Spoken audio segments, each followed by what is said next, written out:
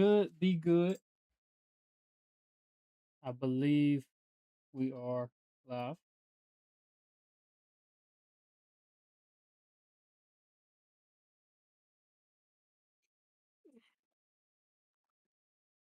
right. So, Yeah. going on YouTube, welcome on in to the 30th episode of the WarTide podcast. And I believe this is the last episode before we start doing previews of games. Because next show, it should be week 0, correct? Awesome. Next week. The not It's next the week, next but week. next show. Oh So yeah, the not next next show will week, but be the yeah. week after. So that should be Right. week 0, I believe. And we will definitely have something figured out for them. Um, so with that being said, this is the final off-season show of the Wartime Podcast. Before we do anything else, I want to get you out of word of the day. And today is James 1 verses 2 through 4. Consider it pure joy, my brothers and sisters, whenever you face trials of many kinds, because you know that the testing of your faith produces perseverance. Let perseverance finish its works, so that you may be mature and complete and not lacking anything. I might have already used this verse. Um, I cannot remember off the top of my head. I feel like I have, but just remember to keep some people in your prayers. There's a lot of people I know going through things right now that nobody expected until the day that it happened. So just know that everything's for a reason, and when God gives you these tests, He knows that you can, come through it. He doesn't give anybody something they can't handle. So just know whatever you're going through, God's giving you that test for a reason, so you can learn, so you can persevere, so you can become stronger in your faith. Whatever the case may be, um, but always remember that. Uh, but with that being said, before I say anything about football, I want to let y'all know that Spider-Man Brand New Day, 10 out of 10, worth a watch. Y'all go watch it. That's all I'm gonna say. Outside of football. Um, I know we're doing a lot of rankings today. I don't know if you wanted to talk anything about fall. Anything that stuck out to you for Bama or any other SEC team that you wanted to say before we just started ranking these random things? Sure, it's it can be hard to tell it's hard to decipher information coming out of fall camp because a lot of the people that are in there, like at these schools, cover these schools all the time, are usually on the optimistic side. So you usually really only hear good things kind of coming out of camp. In a lot of situations. So it's kind of hard to decipher what's like good and what's just people being more optimistic. But um, I've been ear to the floor, I guess, listening to all the fall camp info that I possibly can, specifically Alabama. Seems like the quarterback battle, which is kind of the talk of the fall camp, just is not anywhere closer to being completed. Probably going to make its way into the season, if I'm being honest. I think they have their first scrimmage later this week. So that'll be the first like real test. In other news, offensive line still just slowly coming together. When you have five new pieces like they do, it's going to take some time to gel. But it seems like that line is progressing, which is a good thing to hear. Um, Other than that, everything else seems to be as advertised. Secondary is going to be really good. Receivers are going to be really good. Running back talent's there. AK Deer specifically is a guy who we heard today has been having a really good camp. He was a true freshman last year. He's a sophomore this year, and he was hurt last year, so we didn't really get to see him. But he's a guy that you probably, if he stays healthy, will probably hear a lot. Hopefully so. Other than that, not a whole lot of news out of Alabama. Um, just still waiting to see how the offensive line progresses and then how this quarterback competition plays out. Yeah. I don't know if your computer's still hot, but like I can hear you talking. But like When I see you talk, you're like behind your voice, if that makes sense. That's messing up. Yeah. But yeah, I guess same thing for Auburn. One the biggest thing that I've taken away so far is um coming into this year in the portal, we went out and got Baylor's running back, Bryson Washington, and he was expected to be our running back two, behind Jeremiah Cobb. But from everything that I've heard from Alice Golish and everything that I've heard from how fall camp has been going and who's getting the reps, so far the two has been Omar Mapson, um, who is a true sophomore. Not only is he a true sophomore, he's a guy that, reclassified so he could come to Auburn early. So technically, this is supposed to be his true freshman year. He definitely got playtime last year. So, look, I think this is nothing but a good thing. Um, for Omar Mapson, it has nothing to, I don't think it's anything negative with Bryson Washington. I know Alex Golish called him out a few times during the offseason, like he's not where his body needs to be. He's not, um, like there were injury problems, and then I don't think he was getting the weight that they wanted him to add on. And it sounds like Omar Mapson is the best pass protector in the entire running back room. And that says a lot for a guy that is supposed to be in his freshman year. Um, so uh, pretty excited to see that. Other than that, I know we've talked about the wide receiver room a little bit, and you stated your concerns, and I said I wasn't as concerned, but there are things to look out for. But it sounds like Chaz Nimrod, uh, a guy that's about 6 foot, 200 pounds, um, played slot at USF. He's been playing a lot of outside and slot during the first week of fall camp or preseason camp, whatever you call it. And all signs are saying that he's going to be our true wide receiver one. That he's going to be really productive. Um, and I'm excited. He's a guy that was recruited by Tennessee and followed Golish to USF. So take that for what you will. Um, but I'm definitely excited. All the guys that I expect to step up on defense are stepping up. I've stated my concerns with a cornerback room. It sounds like that's actually a really strong room, just from the way that they make it out to be. And I always trust a DJ Durkin defense. It doesn't matter who they put out. So um, there are concerns with the offensive line still. Um, Not that they're doing poorly, just that they're not going to be the best room in the SEC. I mean, it is pretty obvious, um, but that's about it.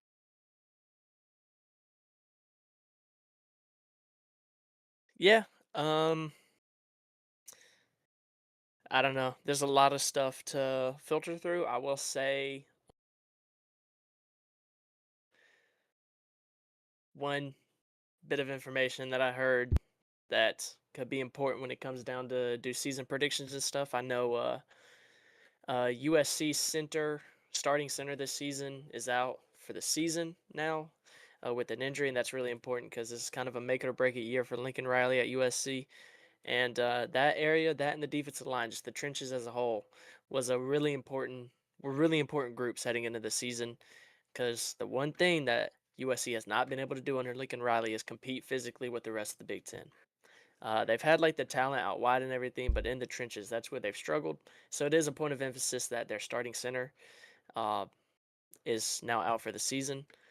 So that's definitely something to keep in mind that I heard the other day.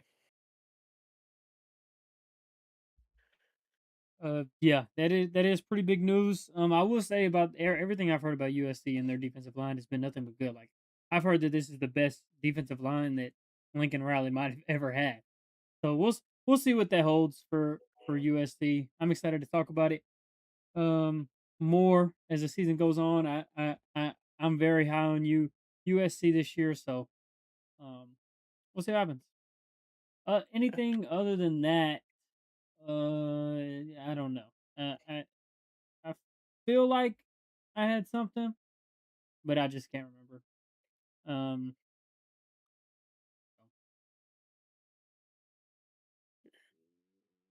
oh, one more thing. That Alabama .com post. I know I sent it to you. Absolute blasphemy, bro. Clickbait, rage bait. It's crazy. I think It's it's pretty funny. hilarious. I think it's hilarious, It's but funny. whew, that's a Yeah. hey, you got look, you want to get paid in this industry, you got to take swings. Yeah. I'm not True. gonna completely You hate on it. gotta. Hey, how many people you think clicked on that article to see what he had to say? Look, I That's know all I he did cared it. about. I know I did it. Yeah. That's what I know. I know I read the title and I said, "Well, that's crazy." Didn't need to see any more. No, That was crazy. That was hilarious. I Hey. did listen to somebody talk about it, and it was like, um, I find this funny as well. I can't remember word for word what it said, but it was like Alice Golish brought these guys to where families go on vacation. They have pickleball, they have pools, and they have spa days. Sounds like 5 and 7 to me. That's that's what 5 and 7 means for you. Um, you know, you could have just predicted a 5 and 7 season. I would have just preferred that. I don't care that you predict 5 and 7. Just whew. Hey, Yeah. everybody has their own opinions. Hey, well, We'll see what it looks like when the season starts. That's all I care about is what Alex Golish puts on the field. look, that's how the media is looking at you guys, AL.com. Hey, at least he ain't got Paul Feinbaum on ESPN every day for the last 2 straight weeks, just absolutely disrespecting another grown man the way he has Kalen DeBoer. And Kalen I'd DeBoer has say been getting I that saw some. disrespect as well. Man, look, all I'm gonna say is I saw a comment. Hey, if I'm Kalen DeBoer, next time I see Paul Feinbaum, I'm slapping the mess out of him. Cause what? Who are you to talk about another? Like, it's not even like Pavon's not even talking about like his like ability to coach. Like he's just calling like just like gut checking Kalen DeBoer over his mentals, over like his gut. It's crazy, man. It's crazy. All I'm saying, and it's been like 2 straight weeks ever since SC Media Days. It feels like every day there's a clip coming from ESPN's Instagram account or something of Paul Feinbaum saying something about Kalen DeBoer. Hey, look, whatever. Look, if all I'm saying is if Paul Feinbaum feels that enthusiastic, feels that big of a need to go on multiple days in a row to talk that bad to try to convince people so much that he is just so terrible, I think Alabama's probably in a pretty good position, personally. But that's just And me. I don't I don't understand what it is because don't get me wrong. They got smacked by Indiana in the playoffs. But let's take that out of context for a second. Kyle Simpson's hurt, and you have obviously the best team in all of college football last year. They smacked everybody. Um, so there's that. And then another thing that I've seen is they also got smacked by Georgia. Well, they also smacked Georgia themselves. So, it's a 1-1. I don't know. Look, I'm not saying Kalen DeBoer is the best head coach in all of SEC. I'm not saying he's a fantastic coach, but he definitely isn't as bad as everybody's making. I know one thing's for sure about Kalen DeBoer that's bad. He's going to drop a game that he shouldn't. He's done it both years that he's been at Alabama. So until he does Yeah, otherwise, I'm going to think that that's going to happen. Um, yeah, but that's fair. you see those losses, and then you see how he bounces back. Last year they lost to a Florida State. They got embarrassed by Florida State. And then what do? They take one of the hardest runs in all of college football and win every single game. So, you know, Kalen DeBoer definitely has his downsides. I'm not saying he's a perfect coach or anything, but I don't know what the man has done, has said. Like, he's got to be sleeping with somebody's wife. Like, Paul Feinbaum must have walked in on him with his wife or something because I don't know what he's done to warrant this type of disrespect. And I will never, like, I don't want to vouch for Alabama ever. But this is the WarTide podcast, and I try to keep it very mutual here. And when you see things like that, it's like, what are we doing? Because I don't know. We've talked about this multiple times, and we've both rambled on about how we just love the sport. We just love the game of football.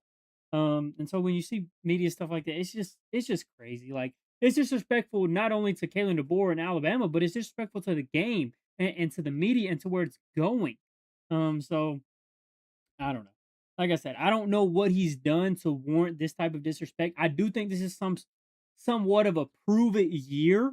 I mean, I don't think he'll get fired if he has like an 8-4 year this year, but I definitely think that seat starts to heat up if he doesn't, you know, he gambles with not recruiting as much and not investing as much in recruiting this year and then goes 8-4 because he thinks he has the roster that he wants. Um, I definitely think that turns the heater on under your seat, but I don't think his job is in immediate jeopardy right now. Um, and that might be what it is I don't think there's really anybody in the SEC that has, immediate fire under their seat right now, and they're just reaching for the closest one with any sort of relevancy. Like if you said that about Shane Beamer, nobody cares because it's Shane Beamer in South Carolina, unfortunately. But you talk about a brand like Alabama, so that gets more clicks, that gets more views. But that's the only thing that I can think of in my mind that even makes it make sense to go out and disrespect somebody like that. But outside of this being somewhat of a prove it year for him with taking the gamble, I don't understand it because he's got a good roster.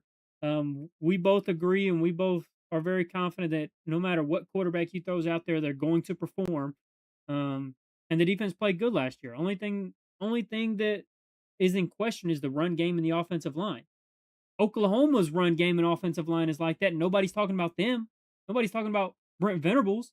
Nobody's talking about, oh, well, John Mateer started out good, but he fizzled out because of an injury. Nobody's talking about that. I mean, some people are like the actual media is like actual people that I would listen to is, but you know, Paul Feinbaum isn't because they're just in it for the clicks and the views, and that's what it is. And they really have no right to say anything like that, though. Yeah, I mean, look, if you go back and look at the early days of the early Saban days, how a guy like Paul Feinbaum would talk about Alabama, it was bad, and Saban shut him up. To Saban's credit, like he gave Paul Feinbaum no choice but to respect him, and so I don't think it's as much as what Kalen DeBoer's done. I think Paul Feinbaum's just really excited to get to talk bad about Alabama again. I think he's been waiting for a decade to get to do it, and he finally is able to do it. And so he's just lashing out. And like you said, there's really not a whole lot else to talk about because there's really not a SEC head coach on the hot seat outside of like a Shane Beamer. Like you said, ESPN ain't getting any views talking about is Shane Beamer going to get fired this year. It's just not going to happen. So Alabama draws the views, and Paul Feinbaum's taking advantage, getting to lash out his emotions that have been bottled up for the past 10 years. Um, but that's the face of SEC media. That it is what it is. I don't. Yeah, it is what it That's what is, you got to deal with. and I'm not saying this should be a problem for Kalen DeBoer. If it's a problem for Kalen DeBoer, then it is a problem. Then there is a problem. Yeah. Um, He so Kalen DeBoer shouldn't care. no, he He's shouldn't at just all, got to yeah. and he's making the right approach. I haven't seen him like say anything that alarms me as oh he's worried or oh the noise is getting to him. So No. Yeah. I'm not uh, worried about it.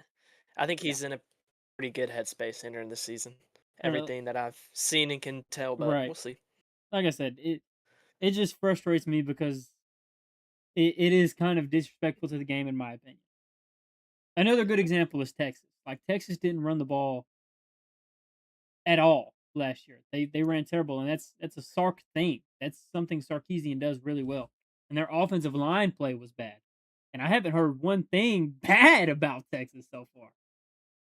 Yeah, they're in everybody's top 5, man. So Which is deserved. it's Deserved. deserved. I They're mean in my it top is, but they're in my top 5, but but I mean you just see like I stuff said, like that. Like yeah. I mean Alabama's trying to fix it too. They're not like just laying over like oh we can't run the ball. Oh well. they literally overhauled everything. There is not an So ounce of what was there last year, so we'll see. Uh, yeah, we'll see. We'll see. That's all that matters is what happens I'll, when we get on the field. I'm ready for the season. That's all I'll say. I'm Who do ready. y'all play game one? ECU. Okay. Yeah. Yeah, I knew it was some small school. That's what I knew. yeah. Um, those were our rants for the day. I hope you appreciated them. So I guess with that being said, we're gonna get into the first rankings of the week. We're just gonna throw the softball. Let's get into the quarterbacks. Everybody's talked about them. They're probably the easiest. Um, I'm sure you have an idea of where you have everybody ranked, and I'm kind of just gonna play every position ear by ear. So I don't know Yeah. if you wanna start from bottom to top.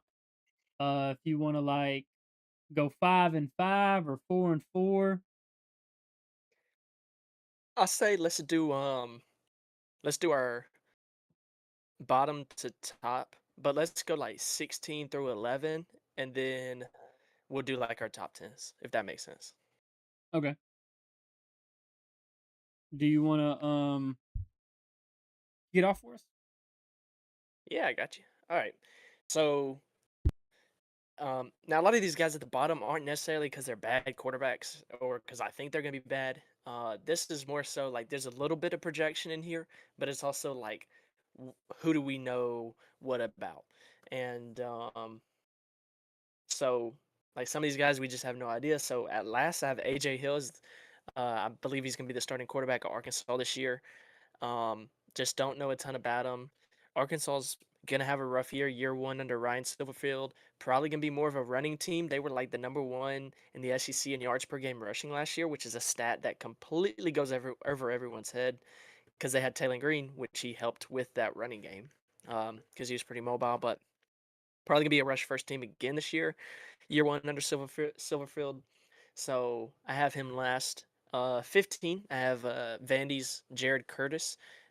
Look, he's a five-star, number one freshman, or one of the number one quarterbacks in the country coming into this last recruiting cycle. Was committed to Georgia, flipped to Vandy.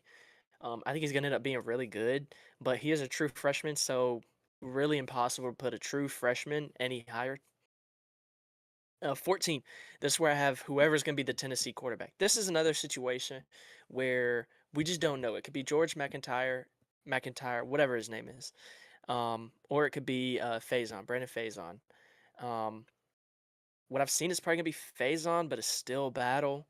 Um, this isn't like the Alabama quarterback battle where you trust whoever it's gonna be is gonna be good. You're just trying to figure out who's gonna be better out of the really good quarterbacks. This is one of those like you need somebody to step up and prove they will be a good quarterback.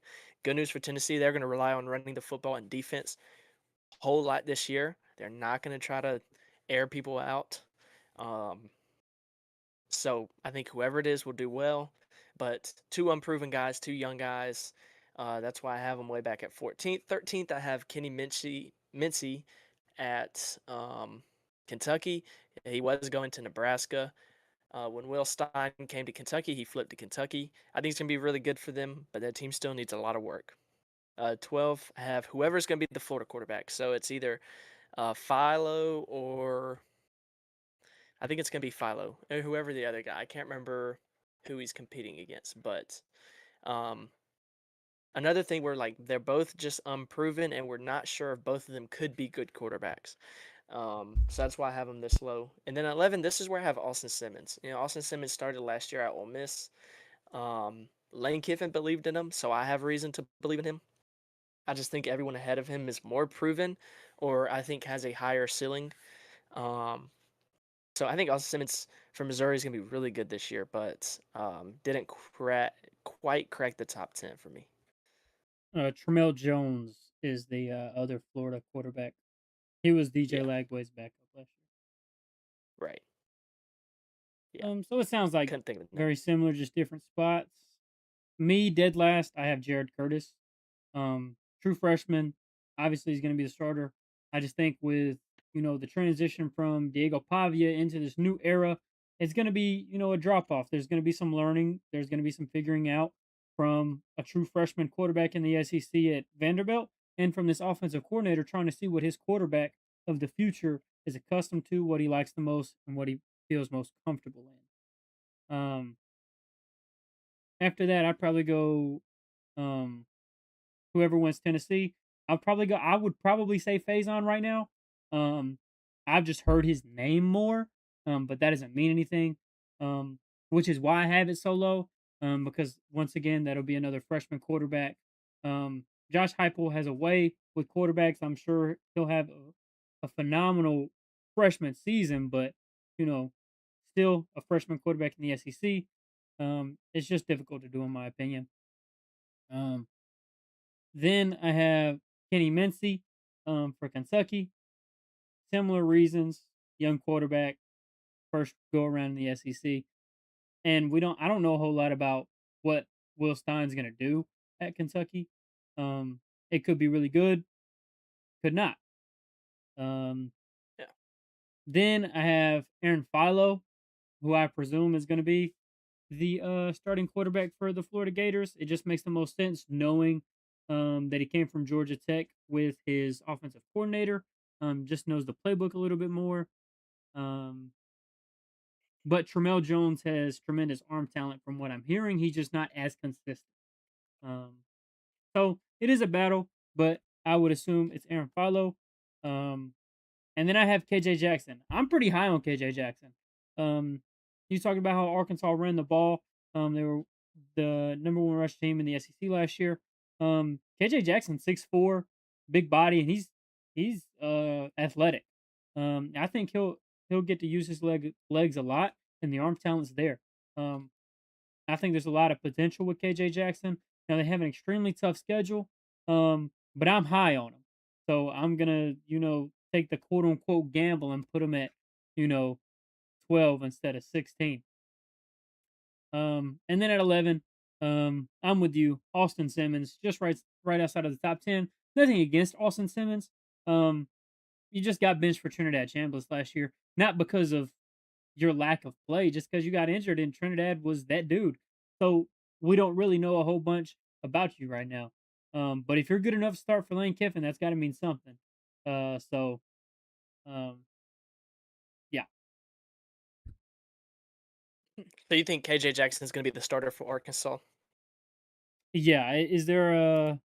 I haven't heard much of Well, anything of a it's a battle. competition with him and AJ Hill. AJ Hill's the guy. I think he's a sophomore this year. I think he was a true freshman last year at Memphis. He followed uh, Ryan Silverfield from Memphis. But I just looked it up, and it looks like KJ Jackson is projected to be the starting quarterback. What I did for these is I went at I think it was Pete Nakos. He put out a list of who he thinks each team's starting quarterback is going to be, and I think he had AJ Hill, so I went with him. But I did just look it up. It looks like KJ Jackson's probably in the lead right now. Actually, now that I pull it up, I'm looking at their quarterback room as a whole. KJ Jackson 6'4", 225. AJ Hill 6'4", 232. Brandon Fuller Hmm. 6'3", 221. Seems like he's got a Gracious. type, man. That's crazy. That is crazy. Whoever you put out Hey, there, that's think a about big body right there. dude. Maybe I don't. Maybe that was Sam Pittman's dude. So remember, Taylor Green is a monster too. So Yeah, he is. I mean, he's that not as like big, but he was still what, that six dude's six yeah. five, He's six sturdy, six. dude. Yeah, that's a big dude. So Whew. they definitely have a type over there in Arkansas. But hey, I I guess so. look. I don't think Ryan Silverfield is a bad coach by any means. And like I said, looking at these big bodies, I think all of them. I don't know much about AJ Hill or Braden Fuller, but I can only assume that they get active with their legs just as much as KJ Jackson. So Yeah, whoever gets out there, they're gonna run the ball with that quarterback, and I think that's gonna open a lot for their pass game. yeah. I think Silverfield's gonna be good, but he just needs time. Yeah, I mean it's first Because year at that Arkansas. program is yeah, It's gonna be rough. yeah. Especially now that Texas and Texas A&M are in the SEC. Because that's where they used to get all their recruits from that wanted to come to the SEC. They used to go into the state of Texas, but now that you got the two big programs in Texas in the SEC, it just makes it even tougher. So it's definitely uphill battle. All right. So my top 10. At 10, I have Kamario Taylor, quarterback at Mississippi State. Look, extremely high upside. I'm really high on him. I have him at 10 just because I think part of me is projecting, like by the end of the season, I just think there's going to be 9 QBs in the SEC better than him. He's electric. He's going to do a ton for Mississippi State this year. Um, Mississippi State definitely is lacking talent in a lot of areas, but they keep getting better every year under Jeff Levy. Um, and I think that continues this year. Tough schedule, but Kamara Taylor is going to do good things this year. I'm pretty confident in that. At number 9, this is where I just have whoever the starter is for Alabama. Now, if you want to say where I think they will be at the end of this year, I think it will be higher because I think whoever it is after a full season of starting is going to be pretty good. But where we sit right now, neither one of them having starting experience, neither one of them really having playing experience at all. I just don't feel comfortable putting it ahead of guys that are proven in the SEC because everyone ahead of them now is proven in the SEC, has played or proven themselves at a high level of college football. At 8, I have Sam Levitt at LSU. He's been playing in the Big 12 the past couple years. At Arizona State. The only reason why I have him this low is because he's coming off that injury. And I know he played good at Arizona State, but you coming into the SEC playing against SEC defenses, a 9-game conference schedule, coming off an injury, I think there's going to be a little bit of sliding back. Now, he is playing in a Lane Kiffin offense, so that will help him a lot. But uh, overall, like, he's going to be really good. I'd say by the end of the season, I think whoever the Alabama quarterback is going to be better than Sam Levitt. But for right now, I trust. Like I've seen Sam Levitt play football at a really high level. I haven't seen these guys at Alabama even play yet. 7. This is where I have Byron Brown. This is me, the biggest boomer bust. This guy could be top 3 in the SC at the end of the year. He could even fall back. I kind of have him sitting somewhere right here in the middle of the top 10 just because we got to see how he adapts coming from the American Conference to the SEC. There will inevitably be a transition for him. Like he's gotta, like there'll be a learning curve regardless. But I gotta see it play out. Because everyone ahead of him has been a starting quarterback in the SEC for at least a year or two. So he just got to prove he can do it. That's all. At 6, Lenore Sellers. South Carolina struggled last year. I don't necessarily think it's his fault. They couldn't run the football and they couldn't block for him. He was the most sacked quarterback in FBS with 40. He got sacked 42 times last year. Absurd. And his wide receiver group is good, but it's not great. So their struggles last year, I don't put on Lenore Sellers. I think he got put in a really impossible situation. Um, I think he's a really good quarterback, but um, his team did go like 5-7 last year, so I have to temper it just a little bit. Um, at 5, this is where I have Gunnar Stockton. This is less about like pure talent, quarterbacking ability, being able to throw the football, and more so like I want Gunnar Stockton going to battle for me. His ability to get yards on the ground, fight for extra yards, make the clutch plays really impresses me. He's a dog. He fights really hard. He is a Kirby Smart dude. Um, so I have him at 5. He's not more talented than Lenoris. Don't get me wrong. He is not more talented.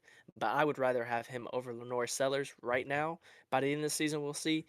But starting the season, give me Gunnar Stockton. Dude's a dog. 4, I have Marcel Reed. Um, his highs are really, really high. His lows are really, really low. If we see the lows go up this year, he could be a Heisman contender. He was a Heisman contender for a lot of the year last year, but we got to see his lows, that floor raised just a little bit. He's gonna face some defenses that can bring out those lows this year too. So um, he's gonna be tested all year. So we're gonna find out just how much more consistent. They say he got more consistent over the offseason, but we're gonna find out just how more consistent he got. Number 3, John Mateer. He's a winner. He's super talented. Struggled last year after the hand injury, and they still went on to the college football playoff and competed with Alabama all the way through. Um, really high on John Mateer. He is a Heisman contender heading into the season. Don't necessarily know if he'll be at the Heisman ceremony. Don't think I'm that high on him, but he's really, really good. 2, I have Arch Manning. Um, lot of debate around this. Some people have him 1. Some people are like, man, he sucked last year. You can't even put him in the top 5. I get both arguments, but the way I saw him perform down the stretch last year, both in the Texas A&M game and then in the bowl game versus Michigan, he played really good in both. Um, so I think heading the season, I have him as my second ranked quarterback in the SEC. I think he's gonna be really good this year. He is definitely a Heisman contender. Um, I think it's a 1 year too early situation. Everybody was so high on him to start last year, and there was so much pressure on him, and it just didn't go the way they wanted. They really couldn't run the football. Their offensive line wasn't great. And so I don't think those two things helped him either. Their receiver room was okay, but not great. All those things are better this year to help him out. And he has the extra year under his belt. So I think Arch Manning is going to take a huge leap this year, more like the Arch Manning we saw at the end of last season. And then first I have Trinidad, Winidad Chambliss. I'm high on him. I think he's really good. It'll be interesting to see how he is outside of the Lane Kiffin and Charlie Wild's offense. But I think he proved all last season, and especially in the playoffs, that he deserves, at least heading into the season, to be the number one quarterback in the SEC. Um, yeah, I know that's all I got. Um, I'm surprised. I will say you Yeah, have Byron Brown higher than I thought. So I appreciate you, Garrett. yeah, We appreciate yeah. Garrett. He's good, man. Like I said, I shot for the middle. Tried to shoot for the middle. Tried to be unbiased. That's pretty unbiased right there. I love it. I love it. Yeah, My gotcha. number 10 is, for me, it's hard with this whole Alabama battle because if you start Austin Mack, I like Kamario Taylor over Austin Mack. If you start Keelan Russell, I like Keelan Russell over Kamario Taylor. So I'm going to put Kamario Taylor at 10, assuming that Keelan Russell by the end of the year will be the starting quarterback for the Alabama Crimson Tide. Um, Mario Taylor at 10, and that's no disrespect at all to Mario Taylor. I think he's a fantastic quarterback. Um, I think he's going to be extremely fun to watch, especially in that Mississippi State offense that was really good last year. And as I look at all of these names, really once you get past what 11 in the rankings, 10 or no 12 in the rankings, 11 up, they're all potentially elite. So Yeah, no disrespect at all to Mario Taylor. Um, but that being said, obviously 9, I'll have whoever is winning the position at Alabama. I don't think Austin Mack will be bad if he's the winner. I actually think he'll be better than most people probably would project. Um, and I think he would be higher than 9 at the end of the year. And same with Keelan Russell. I think he'll be higher than 9 at the end of the year. So why do I have him at 9? I don't know. I don't know. I don't know who the quarterback is, and I don't know enough about him to fully invest. yeah. Um, so 8. Who have I not said? Oh, 8. I'll probably have Sam Levitt here too. That's who I haven't said. Sam Levitt, for the simple fact of, a lot of injury risks. The year that he got ASU to the playoffs, he had elite talent around him. And then the next year, he started out really slow, looked sloppier, and then he got hurt. Now he's coming to LSU. The only thing that I have for Sam Levitt is he is extremely talented. I do think he has the talent to be an SEC quarterback, and he's in a Lane Kiffin offense. The only thing about a Lane Kiffin offense is what we saw last year. You saw Trinidad Chambliss take over after Austin Simmons got hurt, and Trinidad Chambliss lit it up. This is a guy in Sam Levitt who is injuring prone, who has been hurt multiple times in his college career, and if he misses, Lane Kiffin's got a quarterback. I don't care what his name is. I don't care where he's from. I don't care his height, his weight, how far he can throw a football. I know if he's in that Lane Kiffin offense, he can play. So I'm gonna put him at 8. Um, I'll agree with you again. I think Byron Brown 7. Um, right here in the middle of the pack, I think he has the potential to be better than some of the guys ahead of him, or it could be worse than some of the guys below him. It really just depends on, in my opinion, how that offensive line holds up. If that offensive line can protect him, I think the guy's going to be a baller. Um, I haven't seen anything on film that wouldn't make me think that way. The only thing, the big thing about the throwing motion is how long it takes him to get the ball out and getting to that release point. So if you have that offensive line that even gives up a little bit of leeway, now you have an SEC edge rusher when you got the ball down at your hip, charging it up to go throw the ball, stripping it out of your hands. So that's my only concern about that. But if that offensive line can hold up and he can get that ball out quick enough, I don't see, why he can't be elite uh, in this Auburn offense. where he has so much continuity and he knows everything, and he can operate how he operates and he's comfortable with all the wide receivers. Um, and then number 6, I'm gonna have Lenora Sellers. Um, Same thing with Bomber Brown. Uh, Literally, they're about the exact same build. They play the exact same. It all depends on that offensive line. We saw Lenora Sellers look bad last year, but it wasn't his fault. It was because the offensive line was extremely lackluster, if not one of the worst in the entire SEC. Probably was the worst. Um, but a guy with extreme amount of talent, and his freshman year, we saw all of that talent. We saw it all, and we know that he has the tools. We know that he has the ability. It's just, will his offensive line be able to hold up and allow him to make these plays, along with his wide receiver room? Of course. What that was 6. Now it gets really choppy here for me. Let's see. I'll probably go Gunnar Stockton at 5. Absolute dog. Um, he's clutch. He makes plays when he's needed to make plays. If he, I mean, he's not the fastest quarterback on this list. Nowhere near the fastest quarterback on this list. But if you need those 5 yards, he's gonna put his shoulder down. He's gonna go get him. He's a dog.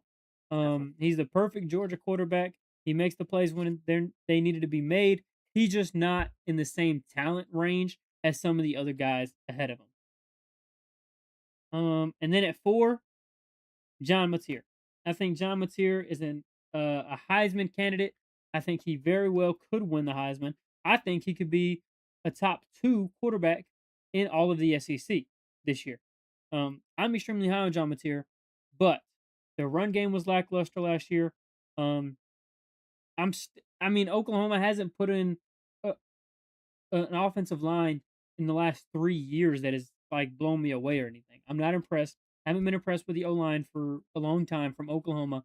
And you saw what that led to for John Mateer. He hurt his finger, he hurt his hand, and he didn't look the same the rest of the year. And if something like that happens again, and on top of that, they don't have the best wide receiver room. Um, I mean, it's okay, it's serviceable, um, but there are still questions there. Number 3, I'm extremely high on Marcel Reed. I've told you multiple times, I love Marcel Reed. Um, the only thing that he had to do to become one of the top 3 SEC quarterbacks for me was be consistent. I have no reason to believe he won't take that jump, because that's what you do. That you develop. That's how it works. If he doesn't develop, I was just wrong. Um, but I told you this the first year we watched Marcel Reed playing. I said, this guy gives me a lot of Jaden Daniels vibes. He looks exactly like Jaden Daniels. Um, can use his legs. He's extremely fast and athletic, and can sling the ball if he needs to sling the ball. I mean, he's not a scrub at all.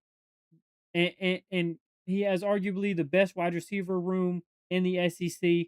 I just don't see how he doesn't take that step. And if he doesn't, I was just wrong. Um, then at number 2, I have Trinidad Chambliss.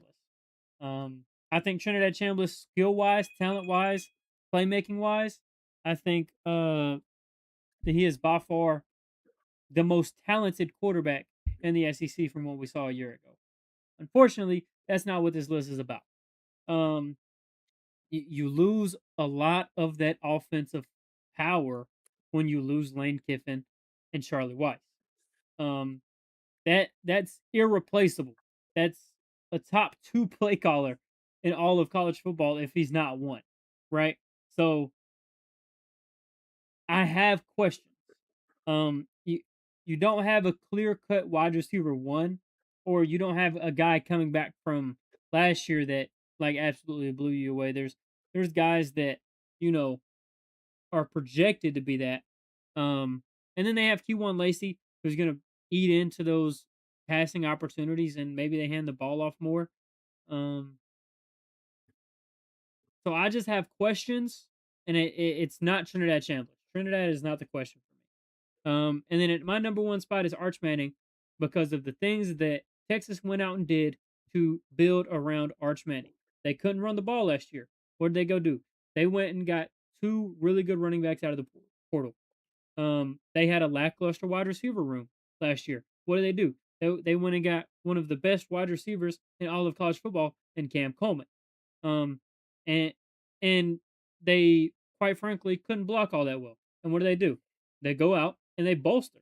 That they beef up this offensive line in the portal. They go out and attack everything that they need. Their defense last year, we thought it was going to be really good, and it wasn't bad. It wasn't terrible. It wasn't the worst, but it was definitely lackluster. So what do? They fire their defensive coordinator and hire a new one, and they make the moves that are, championship winning moves. I'm high on Sark. I mean, you hear things about guys like Heupel and Sark that have, done nothing but do the best with what they have uh at the time, and yet they're still in these conversations. Well, this could get ugly. Sark's out on a mission this year. I'm telling you. I I think out of every team in the SEC, Texas did the most to put themselves in the best position to win. They made the most moves. That they attacked their biggest weaknesses in the offseason, and I think you're going to see it from day one. Arch Manning was the hottest quarterback in the nation at the end of the year last year. There's nothing you can do to tell me otherwise. And for the last half of the year, there wasn't a quarterback not named Arch Manning or Trinidad Chambliss that could even kiss the shoes of Arch Manning. I mean, I'm serious. He balled on a whole nother level at the last half of last year. And you give him a guy like Cam Coleman. You beef up that offensive line. You get two elite running backs out of the portal. I'm ready. I'm ready. I love Arch Manning. I think he's probably the best quarterback in college quarterback prospect in college football this year. Um, and I'm just ready to see it. Yeah, my only issue with Texas, um, the O line, like they are star studded. Their starting five is probably the best in the SEC. The problem is their depth. Man, if they get down the stretch of the season, they start getting beat up, start losing some guys to injury, which, you know, I'm not a Texas fan. I don't hope happens. Never hope for injuries. Um, but if that starts happening, that it's gonna be a long rest of the season for Texas because their offensive line depth is terrible. Past their starting five, it's not great. But I agree. Well, honestly, our list is pretty much the same. Only a couple differences. Other than that, I think we're pretty much the same. So pretty much in the same head wave there.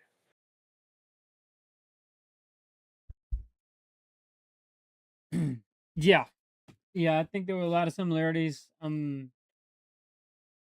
I, outside of the first, like from 16 to 11, I don't think we really had many differences other than like one spot difference. Yeah, So, nothing more than one spot. No. um, yeah. So with that being said, we're gonna go straight into the running back rooms. Um, this one we are ranking the teams, correct? Like we're not gonna rank like Yes. okay, The whole running back rooms, right? right. Perfect. All right, bet. So, That's what I got. um, do you kind of want to do it similarly? Yeah, we can do the same thing. That works for me. Okay, I would Mhm. I would let you start it off. Ready? Last worst running back room in the SEC I have is South Carolina. They sucked at running the football last year, mainly because the offensive line sucked, but they sucked at running the football. I think it's not going to be good again. They got Christian Clark out of the portal, Matt Fuller, uh, got Jabri Coleman from Penn State. Like they tried to overhaul the room, but none of it really sticks out to me. I still think it's probably going to be the worst room in the worst running back room in the SEC again this year. And if Shane Beamer gets fired, it's because the running back room just was that bad. Because their wide receiver room and their quarterback position with Lenore Sellers is good enough to be a good team this year. But that running back room is a cause for concern. So that's why I have them last. 15, I have Kentucky. They got in CJ Baxter from Texas, Javante Barnes from Oklahoma. They bring back Jason Peterson. All three really good dudes, but not quite as good as just everyone ahead of them. Um, then at 14, I have Oklahoma. Oklahoma was terrible running the football last year. They made some changes. They brought in Lloyd of Avance, don't know how to pronounce it, from Colorado State. But most importantly, they bring back Xavier Robinson and Torrey Blaylock. Both of those were young guys last year who struggled, but as the season went on, they did get better. So I'm just kind of banking on them continuing to progress throughout the offseason and continuing to progress throughout this season. So we'll see. Still kind of bullish on them taking massive jumps at their running back position this year. That's why I have them so low. 13, Arkansas. This feels low because, like I said, they were the number one rushing offense in the SEC last year, or pretty high up there. But I think they did lose some guys from last season, the main production. Um, but they got Braylon Russell, Sutton Smith, Jasper Parker, Cam Settles. It's going to be probably a run first team, like I said, when we were talking about the quarterback position. Um, I trust they're going to be able to run the football pretty well. But I think it's going to be more out of a necessity instead of them just establishing that, hey, we're going to run the football and we're going to win that way. I think that's what they're going to have to do to not get killed every single game this year. They're just going to have to force feed the football. Um, at 12, I have Mississippi State. They got Fluff Bothwell, Xavier Gayton, Colin Wilson. It's going to be a good group, but it definitely is a quarterback heavy team. They're going to be throwing the football. That's how Jeff Levy likes to play. Um, so I think they're talented, the teams below them, but honestly, their rushing stats might be worse than almost every team below them, other than South Carolina potentially. Not super high on that running back room. 11, this is where I have Tennessee. Now, this is probably my bias kicking in because I don't like Tennessee. Fun facts. Um, but they got Deshaun Bishop, who's a dog. Um, Javin Gordon is a transfer from Tulane. And then they got a couple other dudes. The Deshaun Bishop is really good. The reason why I have them ranked here is their depth. I'm not bought in on their depth. Um, I also think that this is going to be a room that is going to get a lot of snaps. They're going to get a lot of try to rush the football a lot this year, and the depth kind of scares me. They could prove me wrong. They're going to end up playing good because just the way Josh Heupel runs his offense. But outside of Deshaun Bishop, the rest of the room doesn't impress me at all. 10, this is where I have Alabama. Alabama, talent-wise, has the potential to be much higher than this, but they sucked running the football last year. So you don't get to be higher than this. You have to prove you can run the football before you can be higher than 10. Um, Now, I think their issues last year were from the offensive line and the tight end blocking schemes and the wide receiver blocking schemes rather than the running back position itself, but it still sucked. And you didn't really go get any like guys from the portal, like a Hollywood Smothers, which he had before Texas came in and offered more money. Um, so that's why they're falling back. I mean, you got guys like Daniel Hill. We talked about A.K. Deer a little bit earlier. Kevin Riley is poised to have a big season. E.J. Crowell is a five-star true freshman. He's going to get reps this season. He was hurt all spring, so he's still just now building into like SEC like practice shape. But anybody you hear talk about him says he runs differently than everyone else in that running back room. He is legit, and if he can stay healthy, he is probably going to be a guy for years to come at Alabama, or if he were to transfer, you never know these days. And then a guy who may not make a huge impact this year, but definitely a guy who, if there's injuries, you might see. He's a three-star, Treshawn Brown. He's a true freshman. He turned heads in the spring as a true freshman, three-star. Not a lot was expected of him, but he was playing really good in spring. So he might get some touches this year. Just kind of a guy to watch out for. Um, nine. Oh wait, I was supposed to stop. My fault. You go I was gonna let you rock. ahead. Ain't nothing wrong with it. Um, yeah, 16. I agree. South Carolina. Um, like you said, that they went out and got guys. But the number one thing is not all of those guys are going to get the ball 20 times a game. And quite frankly, I don't know if I'd be comfortable with any single one of them getting the ball 20 times a game. No offense to these guys, but uh, there's just something to be proven for me. Um, you can have depth, but at the end of the day, you still need to have that dude. Um, then at 15, I'm going to go Oklahoma. Uh, they were really bad at it last year. They didn't really try to make any moves. They impressed me to say that, hey, we're going to be better running the ball. Um, Once again, they just lack a dude. Um, I think Corey Blaylock is going to be their starter, or their projected starter at running back. Um, you can I don't fact check me because I don't know for a fact. I don't follow him, but I just don't know of anybody once again that's going to carry the ball 20 times and be impressive, which is extremely saddening for an Oklahoma team. I mean, this is a team Mm, that's known for running the ball. Um, and then after that, I don't want to say Kentucky because I still like CJ Baxter. Um, I just don't see anybody that's going to be worse. So I'm going to go Kentucky Wildcats. They have CJ Baxter. I think they have solid depth in that room. Um, and I think it can be higher than where I have it at 13 or no 14. 14. Um, but they still have something to show me. It's a whole new offensive staff. Um, so we'll have to see. Um, Let me see.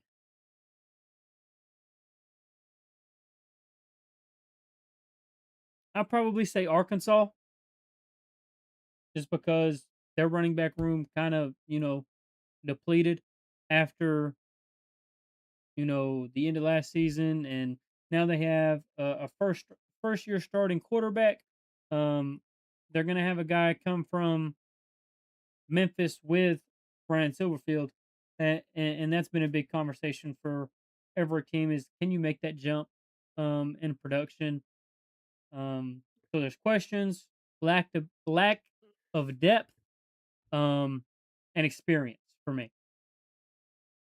But that's 13. Yeah, 13. So Yeah. at 12, I'll probably have Alabama Crimson Tide. Um, we just talked about it. They did make a whole lot of moves coaching wise. The only thing they didn't do is go out and get anybody in the portal that was like, oh, this is our true running back one. Who is uh the running back one? Is it Daniel Hill or it will be Deer? It's supposed to be Daniel Hill, but it's not set in stone. Like they're still competing for number one reps. So it could be like a 1A, 1B type thing. Yeah, and there's like three guys it could be. Okay. Um, and I think Daniel Hill's a good back, and I think AK Deer is a good back. But kind of like what you said, you didn't prove it to me last year, so I just can't put you any higher. Um, I do think they have potential. I do think they have some dudes in that room that can really take a leap this year. It's just how that offensive line plays. And if those coaching hires one, they were supposed to be getting Hollywood Smothers, I believe is his name, the guy that went to Texas. They were supposed to get that Yeah. guy, and if they did, that would have been a fantastic get. Um, Unfortunately, Texas put out the blank check and said, "We're competing for a national championship this year.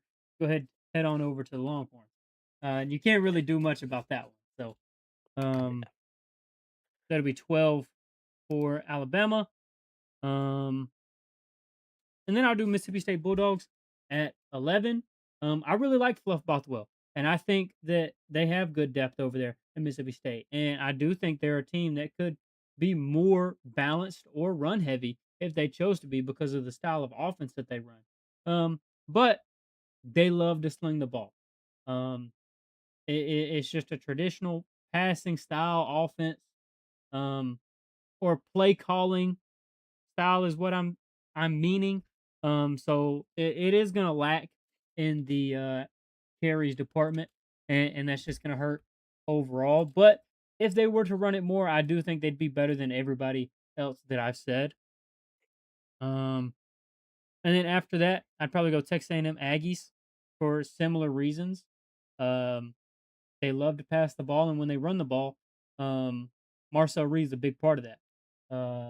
And he's not a running back, so it definitely changes how you see things. I like Texas A&M in their depth at running back. I just think there are a lot of teams in the SEC that is going to run it better, more often, um, and have a more complete room. And then at 10, I'll probably go Vanderbilt. They have a freshman quarterback. They're going to be handing that ball off.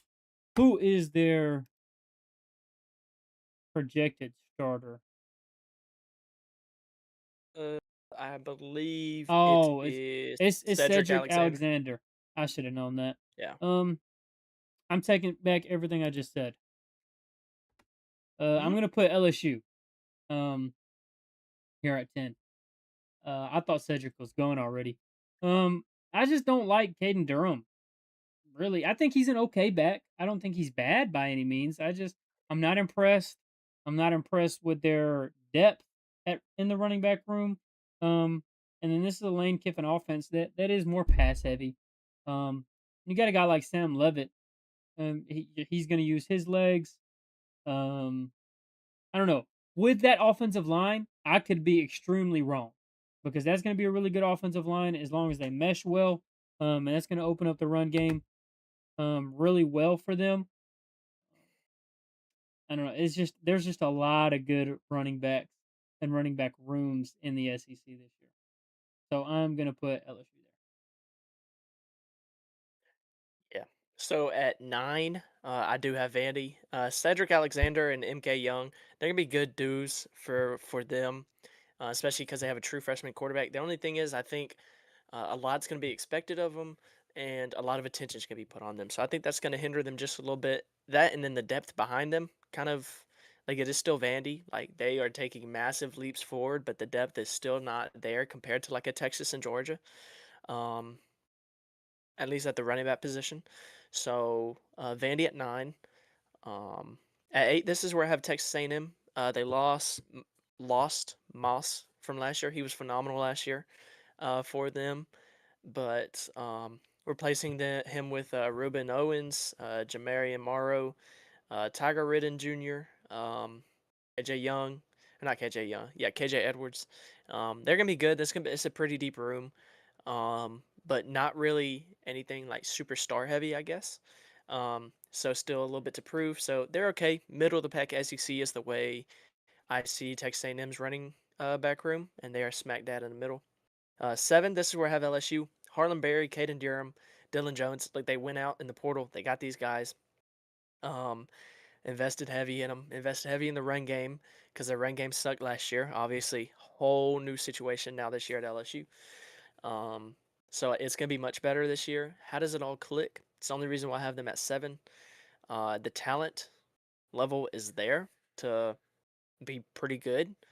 But there's still a lot of answers that need to be had. And like you said, also considering that this is a Lane Kiffin coach team, so naturally they will be more pass heavy. Um, and then at 6 is where I have Auburn. Jeremiah Cobb, Byron Washington, Omar Manson. You mentioned him earlier. It's a deep running back room. They're going to be really, really good.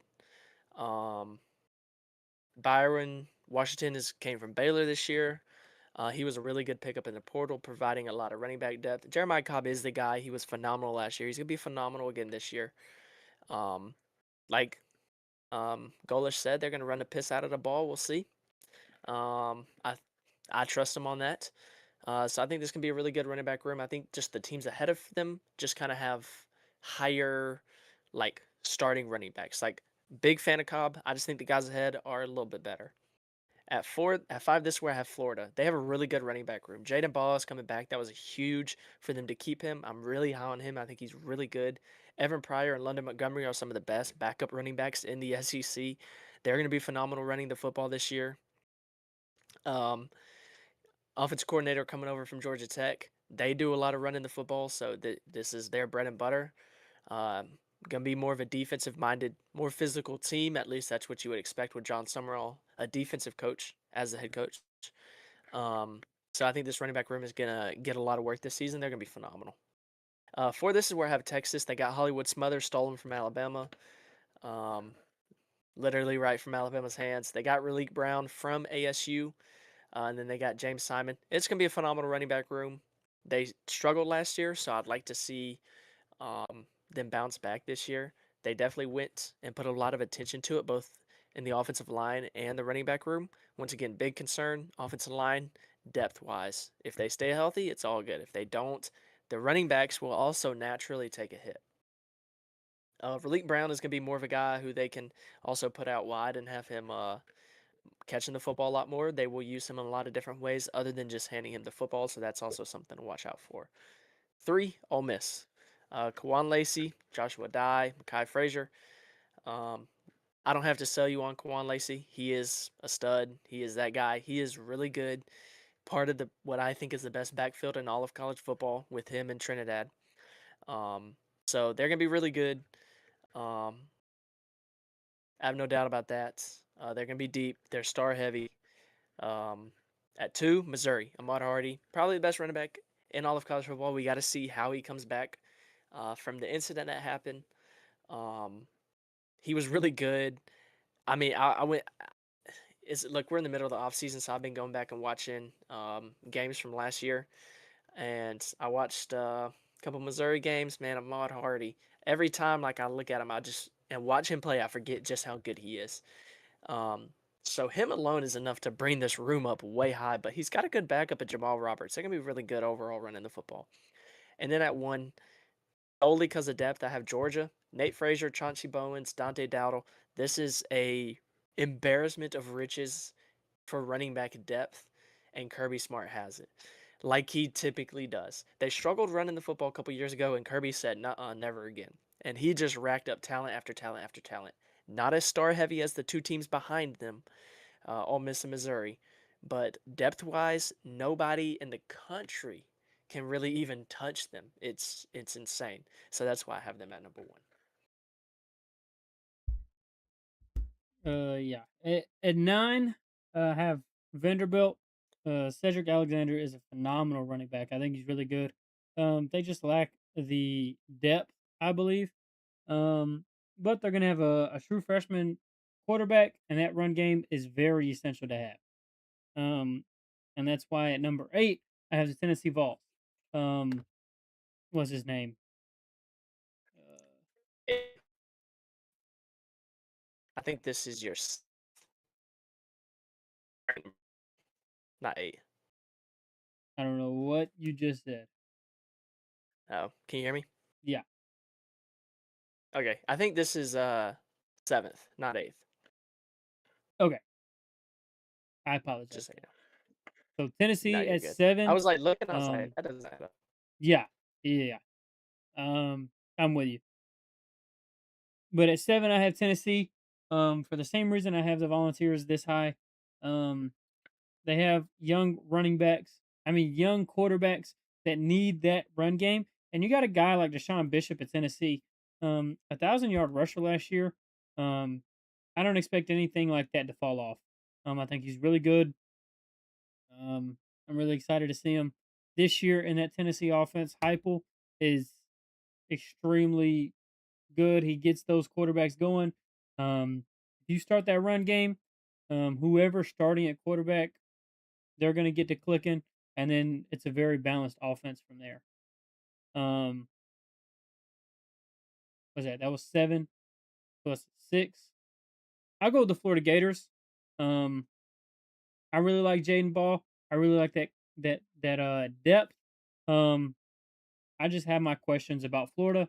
Some of that being offensive line, some of that being quarterback play, and I think that plays into the running back room. Um, I think Jaden Ball by himself is one of the best, probably a top four, top five running back in the entire SEC. But as a collective, I have a lot of questions about the Florida Gators more than most people do. Um, so at number six, I have the Florida Gators. At number five, I have Texas. I just got done telling you they went and got these tremendous uh, running backs out of the portal. They just buffed up that offensive line. But for the similar reason of Alabama and, you know, like I can't just automatically give you top three status because you haven't proved it yet. Um, So I think this is a good spot. I think it's a tremendous room. I think it's filled with talent. Um, what was this 5? I don't think in any way, shape, or form this is disrespectful. And number 4, this is gonna sound biased. I have my Auburn Tigers. Um, But in the most unbiased way possible, I think Jeremiah Cobb is criminally underrated. He averaged 5.5 yards per carry last year, um, was just shy of 1,000 yard rushing, and he would have hit it had he not been injured, and had Hugh Freeze ran the ball more. And then you get a coach like Alex Goes come in and say, "We're going to run the piss out of the football." Um, I love to hear it. Jeremiah Cobb has put on 15 pounds of muscle. Um, I think he's going to be tremendous this year. And I don't have him this high just for Jeremiah Cobb. I think Omar Mabson is really good. I think Bryson Washington, whenever he gets his injuries and his weight up, he's going to be really, really good. And I think Nakai Davenport's really good. We have a guy named Tate Meadows. I can't remember where he transferred from, but he's another transfer that has been lighting it up all off season. So I think this is a really underrated room. Um, Not because I'm biased. I'm just really high on Jeremiah Cobb. I think he's by far and away. I think he was snubbed of all SEC running back. He wasn't on the first, second, or third team. There were six guys ahead of him, and I think that's absurd.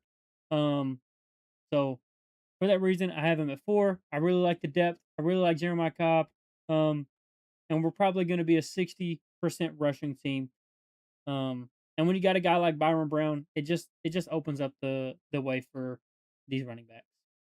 Um, but nobody in the rest of the SEC can touch the next 3.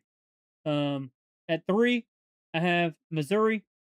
Ahmad Hardy, as long as he's healthy, is if not one, the second best running back in the SEC. The only reason I have him at 3 is because after Ahmad Hardy, I have questions. Which he's the bell cow. He gets all of the carries. But, it's the SEC. You never know what's going to happen. Injuries happen. He just had that whole situation getting shot, and you don't know what's going to happen with him. So I have questions and concerns for it. But after what he did last year, I have to show my respect.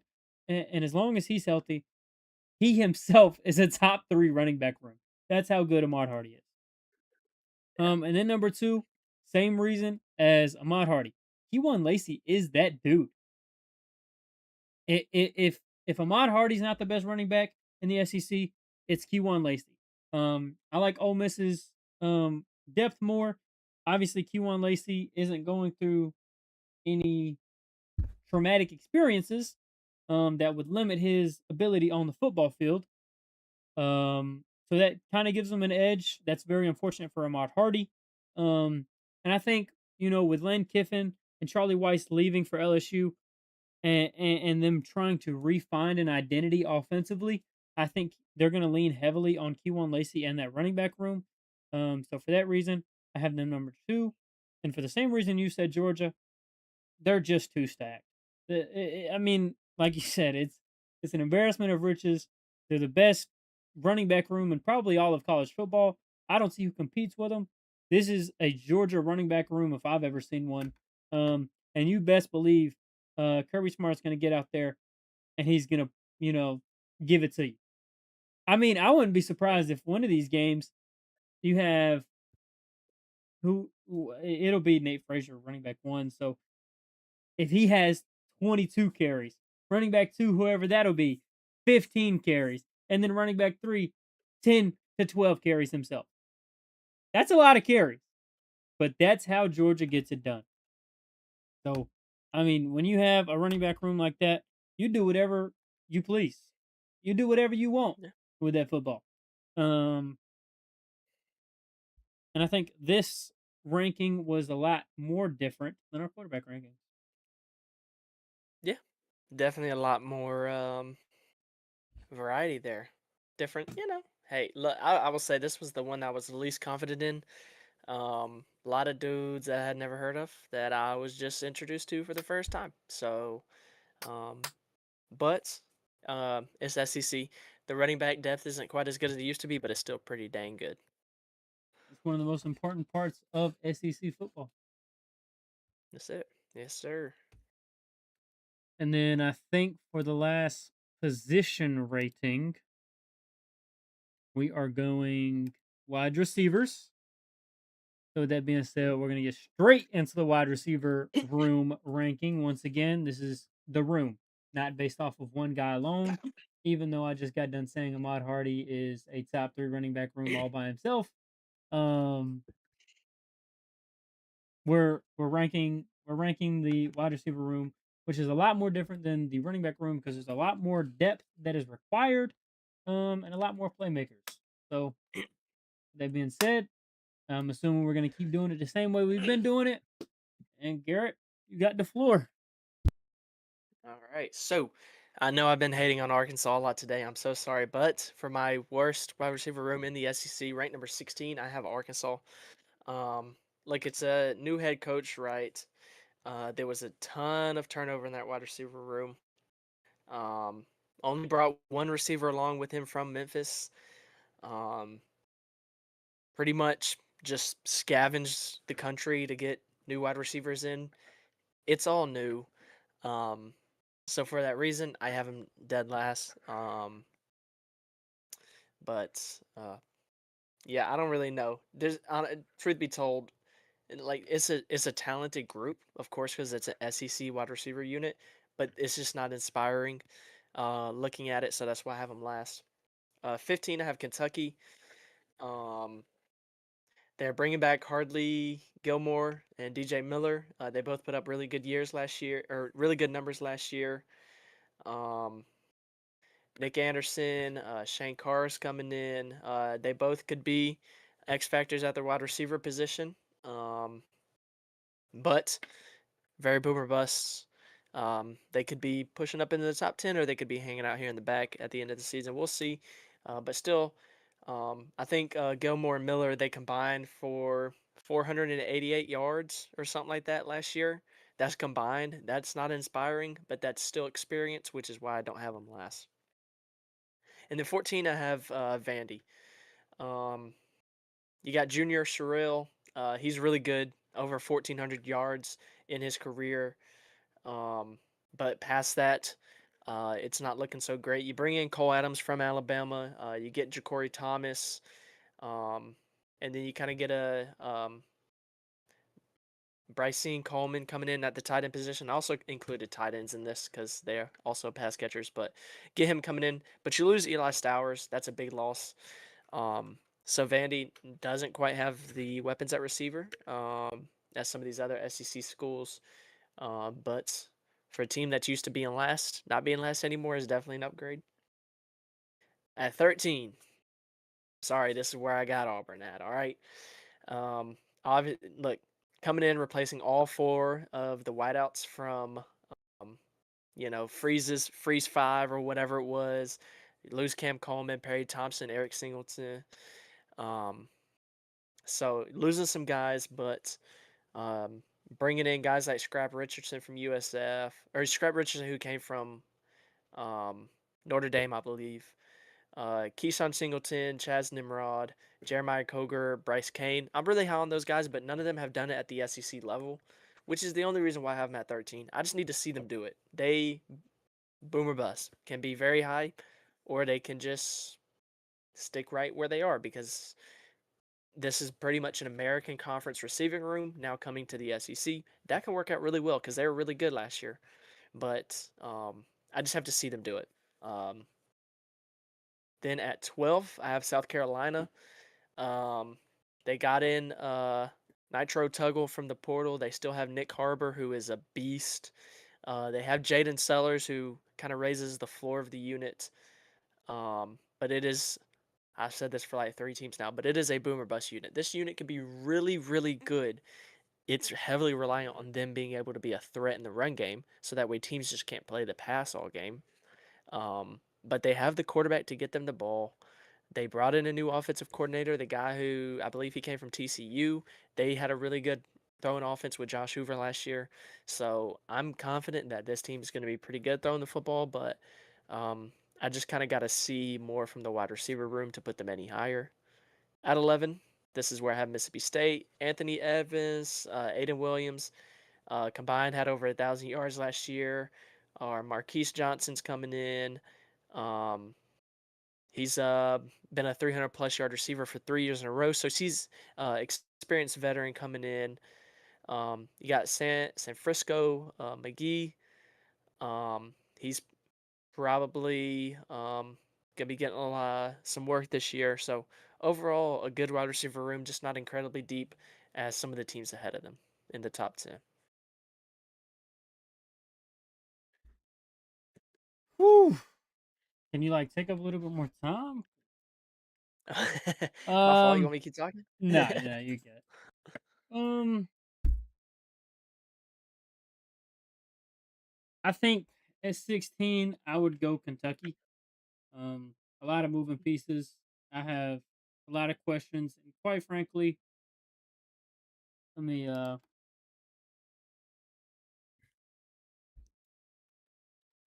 I don't know much about any of the guys in the wide receiver room. Let me just be honest. I just have questions. I haven't heard about much of any of these guys. Um, and when I say that, I don't mean like, how do I word it? I'm saying like whenever they got these guys out of the portal, or whenever they retain these guys, usually if they're a big enough name, if they're a big enough player, you hear, "Hey, Kentucky kept this player. Look out, he gonna break out."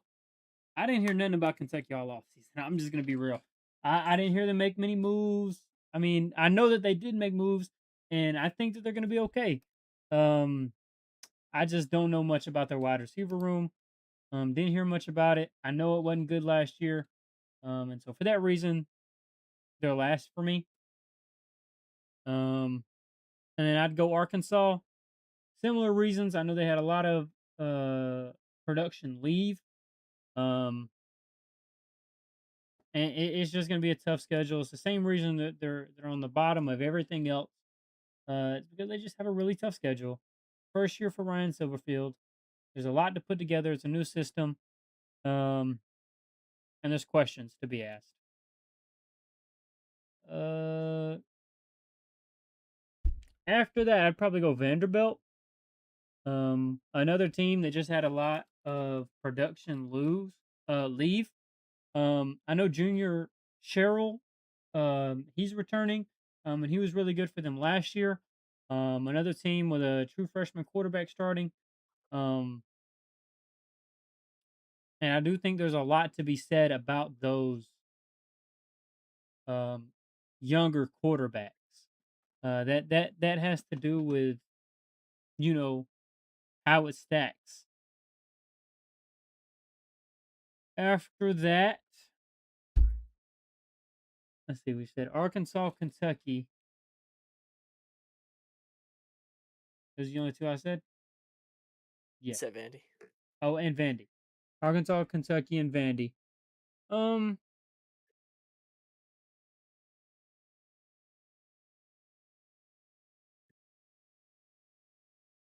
I'm debating between South Carolina, Auburn, and Tennessee. Um, I'd probably say South Carolina. But they do have Nick Harbor still.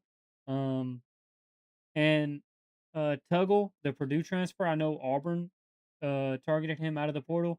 And he looks pretty good. Um, but outside of those two guys, I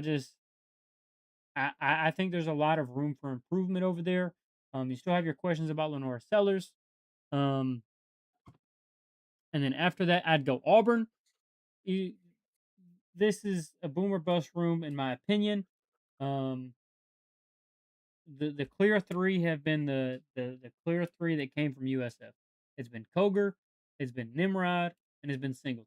And all three of those guys are extremely talented. I think Nimrod is the best because he's an SEC athlete with an SEC body. Um, and I think Nimrod will have no problem transitioning it at all. Um, Koger is extremely young. This is his second year, and all off season, all I've heard from Alice Golish is he needs to grow up. He needs to grow up.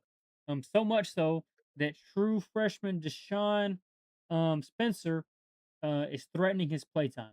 He's probably fourth on the depth chart. Deshaun Spencer is the guy from Saraland. I sent you him.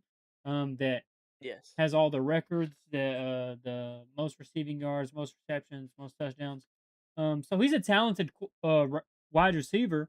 And he made plays in the 8A game. But when you have a true freshman targeting your spot and you're 6'3", 205, 210, and you just got done playing a big pivotal role at USF, I start to question where this room is overall. Um, that does worry me a little bit. Um, and I think these guys will mesh well. I think they'll be really good, but um, there are a lot of questions there, and I can't be biased. And then after that, I'll go Tennessee. They have returning Braylon Staley. He had a really good year last year. He was SEC Freshman of the Year, and I think he'll do nothing but grow. Um, Once again, another young quarterback that I have my questions about, um, and how he will be able to spread the wealth. Let's see, what was that? That was Vandy, Kentucky, Arkansas, Auburn, Tennessee. There you go. That was 6. So you would now be doing your top 10. Okay, so I'm giving it back to you, correct? Yes, sir. All right. So at my 10 spots, this is where I have Missouri. They bring back Donovan. Uh, Not gonna try to pronounce his last name, but he was really good last year. He played really good against Alabama last year. That's how I know him. But he had a over 400-yard year last year. He's gonna get a lot more touches this year. Brought in transfers, Caleb Goody, Caden Lee from Ole Miss, um, Kenerick Lanier, Nashawn Montgomery. It's going to be a deep wide receiver room with proven talent at the SEC level with Donovan Alubade. I guess that's how you pronounce it, and then Caden Lee. So it's going to be a really good room. We know Drink's going to put out a good team. He puts one out every single year. So I'm very confident in this room. I have Georgia at 9. I think the receiving room is worse than Missouri's, but the reason why I have Georgia so high is their tight end room is I mean Georgia, they put out tight end, they're a tight end factory. Every single year they're gonna put in really solid tight ends. So because of that I have them higher. Um I was listening to Josh Pate talk. Trey Shields is a guy who was like unranked, and they just kind of found him locally, and apparently he's been playing really good in the spring or in the fall. So that's definitely a name to watch. Um, they have London Humphreys.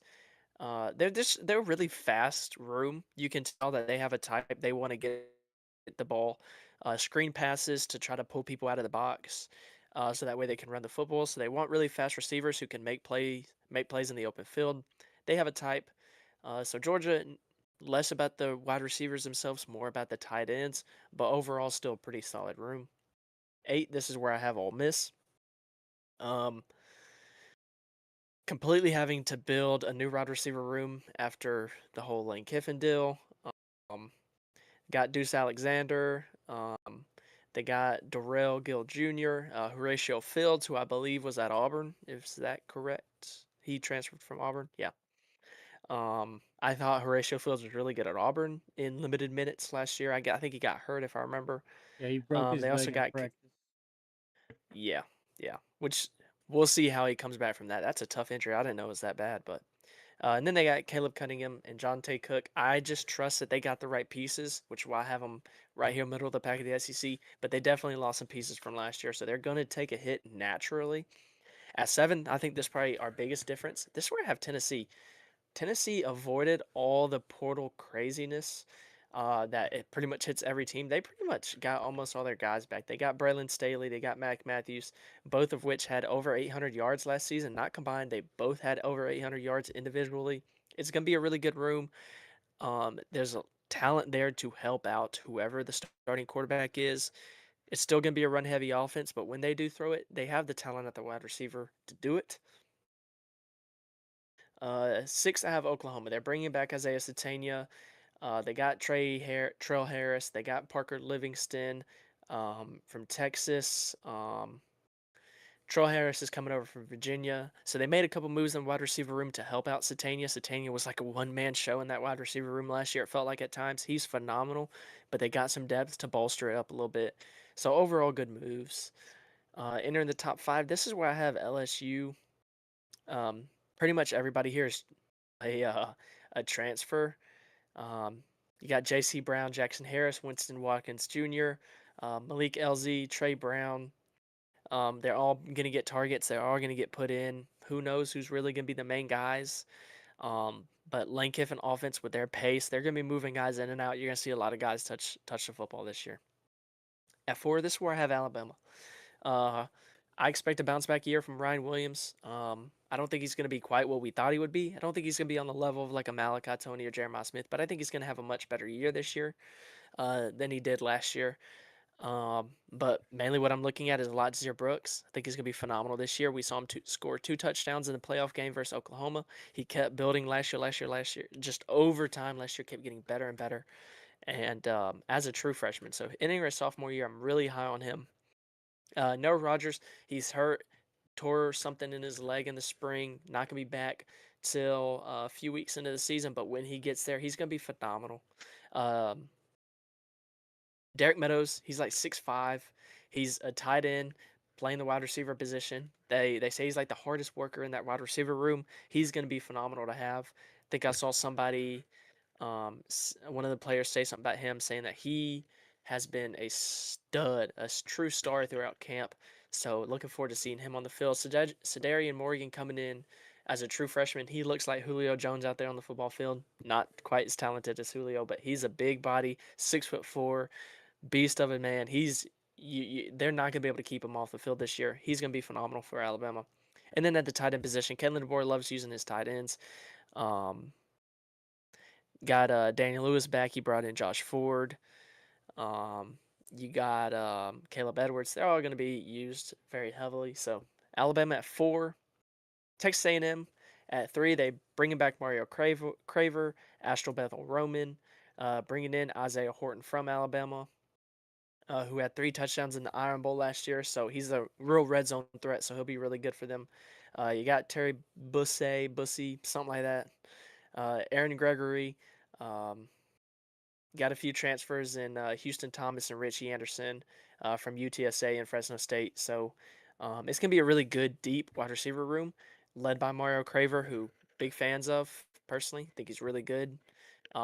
His ability to kind of get out in space and make plays down the field with Isaiah Horton's ability to kind of shrink the field a little bit and catch those shorter passes, the tougher, more contested balls is going to be really good balance from their wide receiver room. At 2, this is where I have Florida. Really high on Florida's wide receiver room. Bringing in Eric Singleton from Auburn. Back pairing with his former offensive coordinator from Georgia Tech and Buster Faulkner. I think that pairing is going to be phenomenal. But then you got Dallas Wilson and Vernell Brown. You got Micah Hayes, Bailey Stockton, TJ Abrams. Bailey Stockton is coming from Georgia Tech with the OC. I think this is going to be a phenomenal wide receiver room. Am super high on them. Obviously, I have them second in the SEC. Um, I don't see a wide receiver run on this team. You can get Eric Singleton, Dallas Wilson, Vernell Brown. Any one of them can be a wide receiver 1 on almost any SEC team. They're all phenomenal. They're all going to complement each other really well, and they're all going to work really well in Buster Faulkner's offense. And then at 1, I have Texas. Cam Coleman, Ryan Wingo, Emmett Mosley. Cam Coleman probably the best wide receiver in the SEC.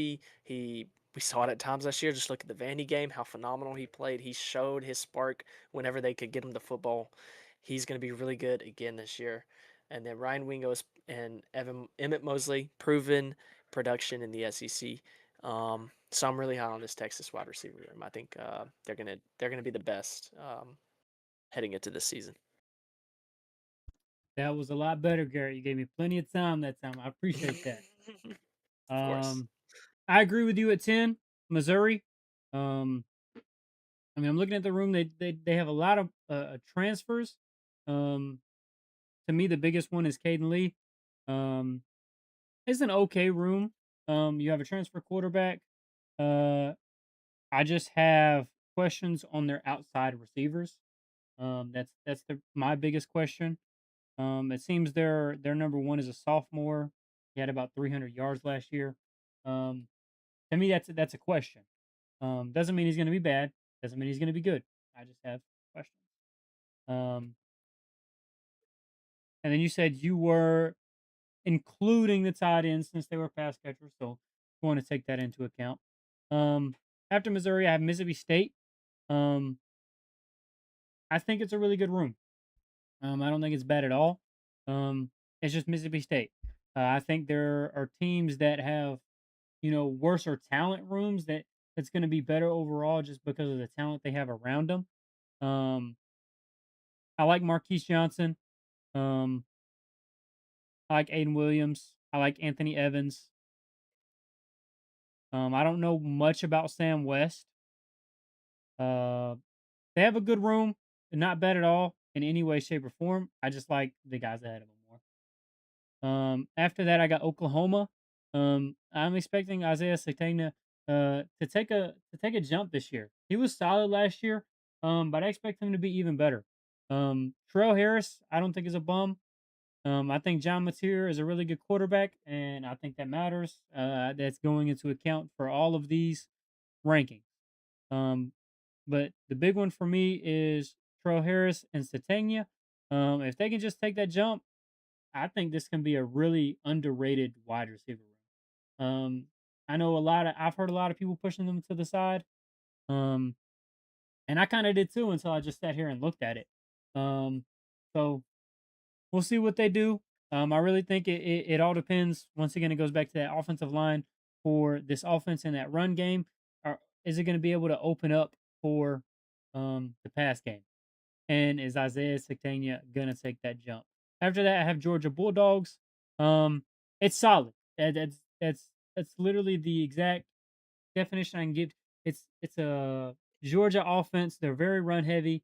Um, they always have good tight ends. So I mean, if we're including them tight ends, how can I not like at least put some respect on their name?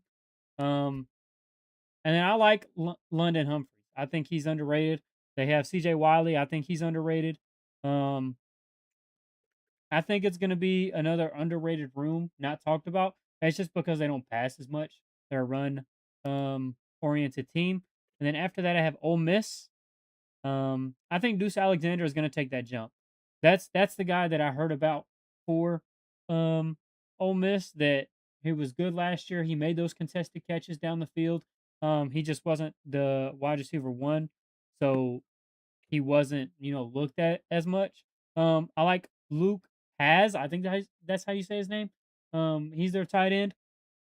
He definitely had flashes last year. And then when you got a guy like Trinidad Chambliss who's slinging that ball, I don't care who you have out there at wide receiver, somebody's going to make some plays. And then you have Keywan Lacey at running back to open up the pass game. They have Horatio Fields. Um, Definitely questions on how he comes back from that injury. Um, Jonte Cook, I think, is really talented. Isaiah Spencer, they have, I think, is really talented. Um, a room that is boom or bust for me. Um, Really, it all depends on Deuce Alexander, um, and if his development plays out. After that, I have Alabama. Um, I'm really high on Latzir Brooks. I think Ryan Williams is gonna bounce back, but the main guy in this room for me is Latzir. I think he's gonna have the most receptions, the most yards, and maybe even the most touchdowns. Um, I think he's an absolute baller. He's not talked about enough, in my opinion, because he was kind of buried on the depth chart last year. He was a true freshman last year, correct? And he Yeah. still got playing time, significant playing time last year, and he made big plays last year. So that's always something to look out for, especially in a Kalen DeBoer offense. When you have a guy like Ty Simpson throwing you the ball, and he's looking your way, he's looking at Latzir Brooks to make a play, and he feels comfortable throwing that ball. Yeah, I have tremendous upside on Latzir Brooks. Um, Caleb Edwards, I do have questions about. Their tight end room as a whole, I have questions about. Um, we'll see how that works out for them. I don't know if like you have something to combat that. If I shouldn't, I do like Derek Meadows. And like I said, I think Ryan Williams is going to take that jump. I do question their depth a little bit, but if they stay healthy, I think this is a very solid room. Um, After that, the LSU Tigers, um, like you said, transfers everywhere. But when you get past the transfers everywhere, man, it's extremely, extremely talented. And I don't know if you know anything about their tight end. Trades Green, Fred Green, the dude. kid's like six Beast. eight, Mhm. and he's athletic, man. He might end up being the best tight end in the SEC this year. I'm very high on him. But they bring in Jace Brown. They bring in Winston Watkins Jr. They have guys like Malik Elsley, Trey Brown, Eugene Wilson. It's a really talented room, but these guys haven't played with each other. They haven't played with Sam Levitt. It's a whole new, difficult, complex offense that they have to learn. Um, and that's the scary part. The talent is not the issue whatsoever. It's how will they mesh together? It's how will they mesh with Sam Levitt? And how will they learn this difficult offense? After that, you have the Florida Gators, another room that's just extremely talented. Eric Singleton, Micah Mays, Dallas Wilson, um, Luke Harping, their transfer tight end. Um, my biggest question, Vernell Brown, a really talented room. My only question is Aaron Philo. Can can can he get up to SEC level? I have no questions if he can learn the playbook. He came with his OC to Florida, but can he get up to SEC level? As the kid that hasn't started a game yet, so they're taking a swing. This is John Summerall's first year, um, and he's not particularly an offensive coach.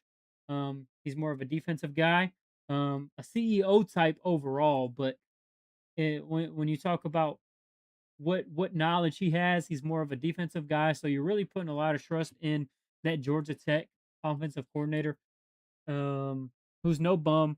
I'm not saying he is by any means, but I have questions at quarterback and just you know how that's going to work out if Aaron Fowler will take that next step. I have a hot take. I think this is a hot take. Number two, I have Texas. You have Cam Coleman. Obviously, I'm a big Cam Coleman fan, guys. Not gonna hate on Cam Coleman whatsoever. I think he's the top five, no lower than top five wide receiver in the country. And then you have Ryan Wingo. But to me personally, after that, I think it just falls off. I'm not too stoked about their depth. I don't think any of their tight ends are extremely big playmakers. And I think Arch Manning is a tremendous quarterback and he's going to lift up that room better than the talent says, which is why I have them at two. But I think it's extremely top heavy. And I have no more to say about it other than I just think they're top heavy. And that's why I think number one is the Texas A&M Aggies. This wide receiver room, to me, in my opinion, is so deep. And that they have the continuity. They've all played together except for Isaiah Horton, who played at Alabama last year. And I told you I was high on him as well. I think Isaiah Horton is a really good wide receiver and a wide receiver one in most places. I think he's a wide receiver three here. You got Mario Craver, you got Ashton Bethel Roman, who was extremely underrated last year, in my opinion. You got Terry Bussey, and you got Isaiah Horton right there. I To me, it's just so and then you have Michael Riley at tight end who made those big plays against Notre Dame, I believe, correct? Last year. Um, Yeah. so I don't know the continuity, the jump I expect from Marcel Reed. Um, I just think that it's an extremely deep room with talent everywhere. I mean, somebody gets hurt and there's a guy ready to step up. And that's what I think Texas A&M has that all of these other guys don't. It's extremely talented, um, but on top of the extremely talented role, they're extremely deep. Like it's a deep room. It's next man up mentality. Um, One man goes down, the next person's ready to come make a play. And that's why I would say, quote unquote, not really hot take, but kind of a hot take. Texas A&M, I have ranked number one. Yeah. Not crazy at all. They're really good. Really, they're gonna be really deep. Um, with that being said, I guess we're gonna get straight into the more fun rankings when it comes to stadiums, and then we can do jerseys. Um, Now when it comes to the stadiums and jerseys, I can't promise that there's gonna be, complete and total unbiasedness here. I'm Nah, okay there's with we're being biased. I'm More okay with bias, being 100%. unbiased when it comes to actual on the field stuff, but when it comes to stuff like stadiums and jerseys, that's a little different. Um, Yeah, it's all opinions, all opinions. so I'm assuming we're just gonna keep the same format. So the top, the bottom, uh, six, and then go the rest of the way. So with that being said, I'm going to Alright. let Garrett take the floor. Alright, so actually for the stadiums, we're doing stadiums first, right? Yeah, yeah, I believe so. Okay, bet. So for the stadiums, I actually made a whole gave each like the categories I had was your name and I weight it based off importance, like how many points you get for each So one, you but went way based more in off your depth than stadium. I did. Yeah. Stadium names, their capacity, the look of it, the design, or the overall shape is like how nice of a stadium it is. Is it kept up? Is it clean? The overall design, the atmosphere, the tradition, the unique factor. And I scored it out of 65. So um, at 16th, I have Vandy Stadium. I know they just did a remodel. It's still way behind all these stadiums in the SEC, mainly because its capacity is sitting around 40,000. Um, Not very unique, not a whole lot of tradition. The atmosphere isn't there. Now I know Saban got clipped over and over again after he said Vandy's crowd was quiet and then Alabama went and lost the next week. Yada yada, whatever. The crowd is not there compared to other SEC schools, partially because it's Nashville. There's a million other things to do, and there's only 40,000 people in the stadium. There's Texas high school stadiums that hold more people than that. So um, for me, last is Vandy. Um, Then I have Kentucky's. I'm a big hater of Kentucky Stadium. Number one is Kroger Field. I deduct points if you have a lame sponsor behind your field. Just my personal opinion. Um, Kroger Field definitely not my favorite. Overall design, not a big fan. It's just there's nothing special to it. I guess there's nothing unique about it. Nothing fancy. So 15th, I have Kentucky. At 14th, I have Arkansas. I'm a big fan of that stadium, but some of the renovations they've done over the years can kind of make it look weird in some areas. It's an overall good stadium. Like at this point, we're just comparing really good stadiums, really big stadiums. Um, so nothing against Arkansas, but I have them at 14th, and then at 13th, Missouri. They just did a big renovation too. I like the Rock M. I think all the incoming freshmen or the seniors or something like that hand paint the rocks every year. Cool tradition. Overall, still a smaller SEC stadium. Not a whole lot going on to it. Um, and then tied for 11th, I have Mississippi State and South Carolina's. The atmosphere and the uniqueness about these stadiums are helping them a lot. But as far as the stadium itself, there's not a whole lot going on to it. Mississippi State, you have the Cowbells. Obviously, South Carolina got the Sandstorm. Both are really good environments. South Carolina, a little bit better of environment, but the stadium itself is kind of lacking in terms of some of the overall quality of it. I was reading some things. Some people say it needs to be updated here and there. But overall, still a good stadium. 10 I have Florida. I don't like the design of Florida, which is why I have them this low, but it's unique. The tradition's there, the atmosphere's there. They hold a lot of people, 80,000 plus people. So I like Florida, but I just don't care for the design of the actual stadium itself. At 9, I have Oklahoma. Honestly, just nothing special. They have the unique factor because they bring out a carriage or whatever it is, so that's cool to see. Um, so big fan of like that tradition aspect of it. So they got some bonus points there. I like how they can do the stripe out.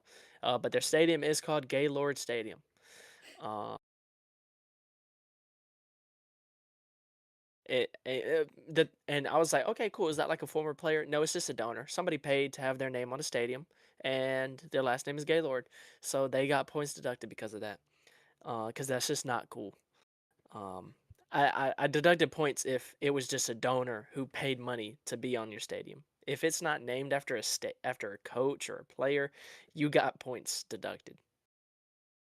All right. Oklahoma, and then I have Ole Miss, Vaught Hemingway Stadium. I like Ole Miss's stadium. They kind of have like a Spanish architecture on the outside. Personally, I'm not a big fan, but I can appreciate it. So that's why I have them where I have them. And then tied at six, I have Auburn and Georgia tied at six. Big fan of both stadiums. Auburn has a big video board, very nice stadium. Athens, Georgia, Sanford Stadium, very nice between the hedges. To me, they're very similar stadiums. They both have their unique features. Both have very passionate crowds. I know both hold roughly the same. I think Auburn's like 88,000, Georgia's like 93,000. So holds a lot of people.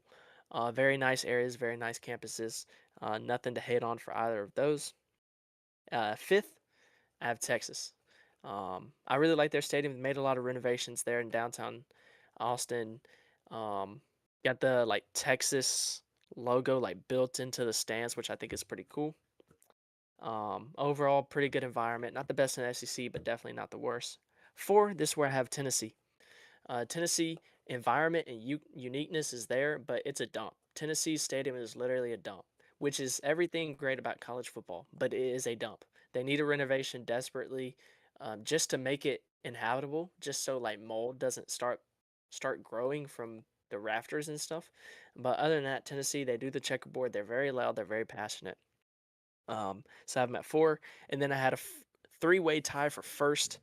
That is Alabama, LSU, and Texas A&M. LSU is unique and loud. Their stadium is insane, but it's not quite as nice as Kyle Field or Bryant Denny Stadium.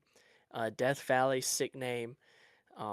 Texas A&M, just brand new renovation. Biggest stadium in the SEC. Super loud, super passionate fan base. Super unique with the Yale leaders. Some people say it's a cult. It's cool. It's unique, I guess.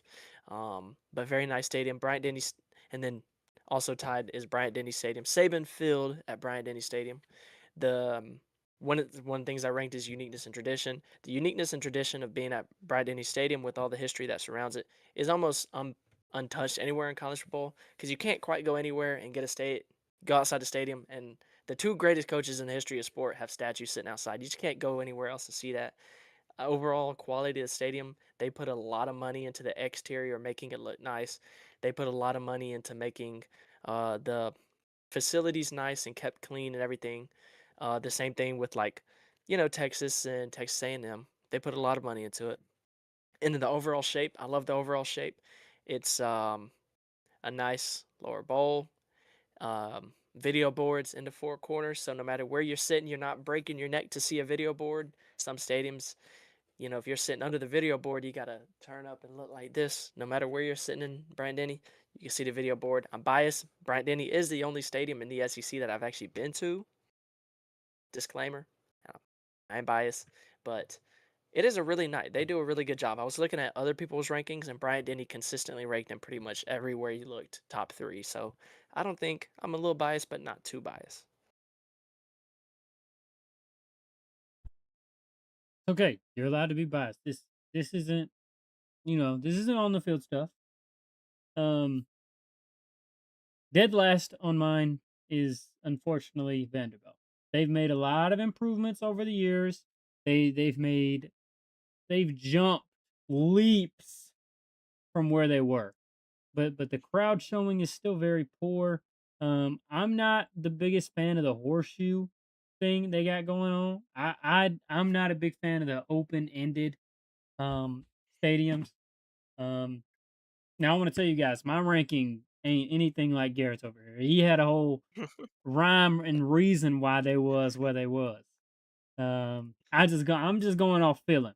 Um, so some of my stuff has to do with capacity, with the way that it's built, with the fan interest, stuff like that. Um, so after Vanderbilt, I'd probably go Missouri. Once again, just another horseshoe design. I don't like it. Um, Missouri, I mean, it's not like they show up and show out all the time. Um, I don't know. It's just I don't feel intimidated going to Missouri. Nothing sticks off the page about Missouri. They don't have like any specialty things that I know about, unless I'm just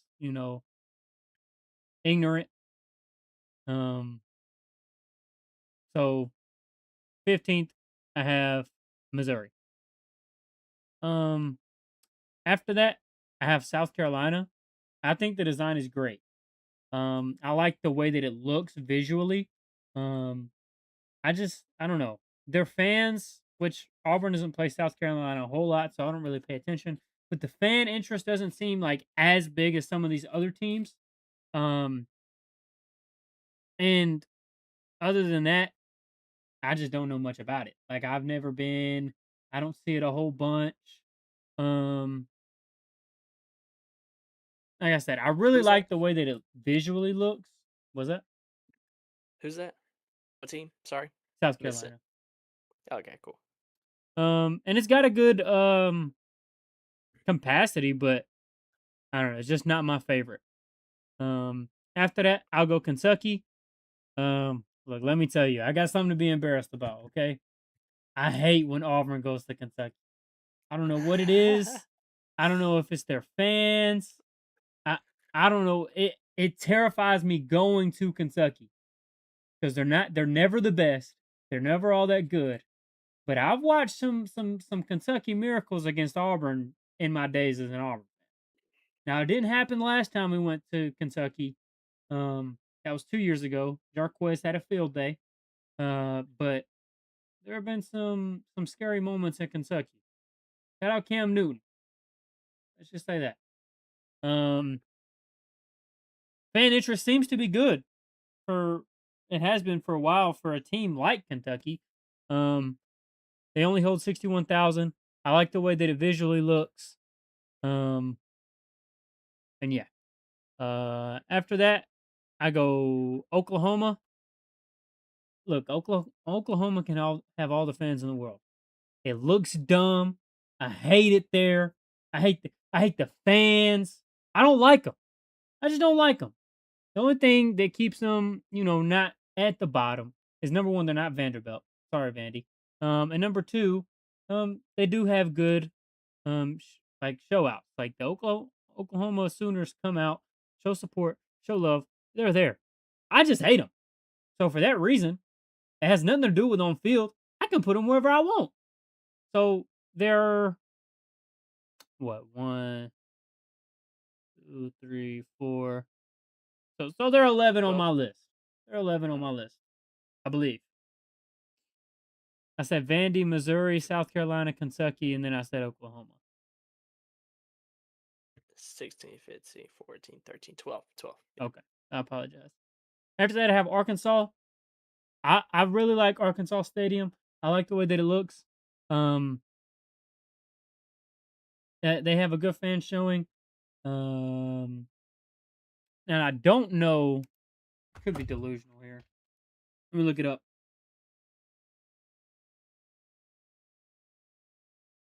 What's that? I probably have it in here somewhere.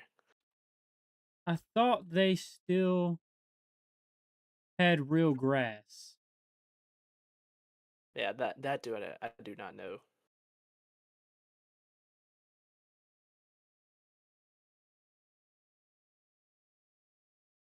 I don't remember. I thought they did.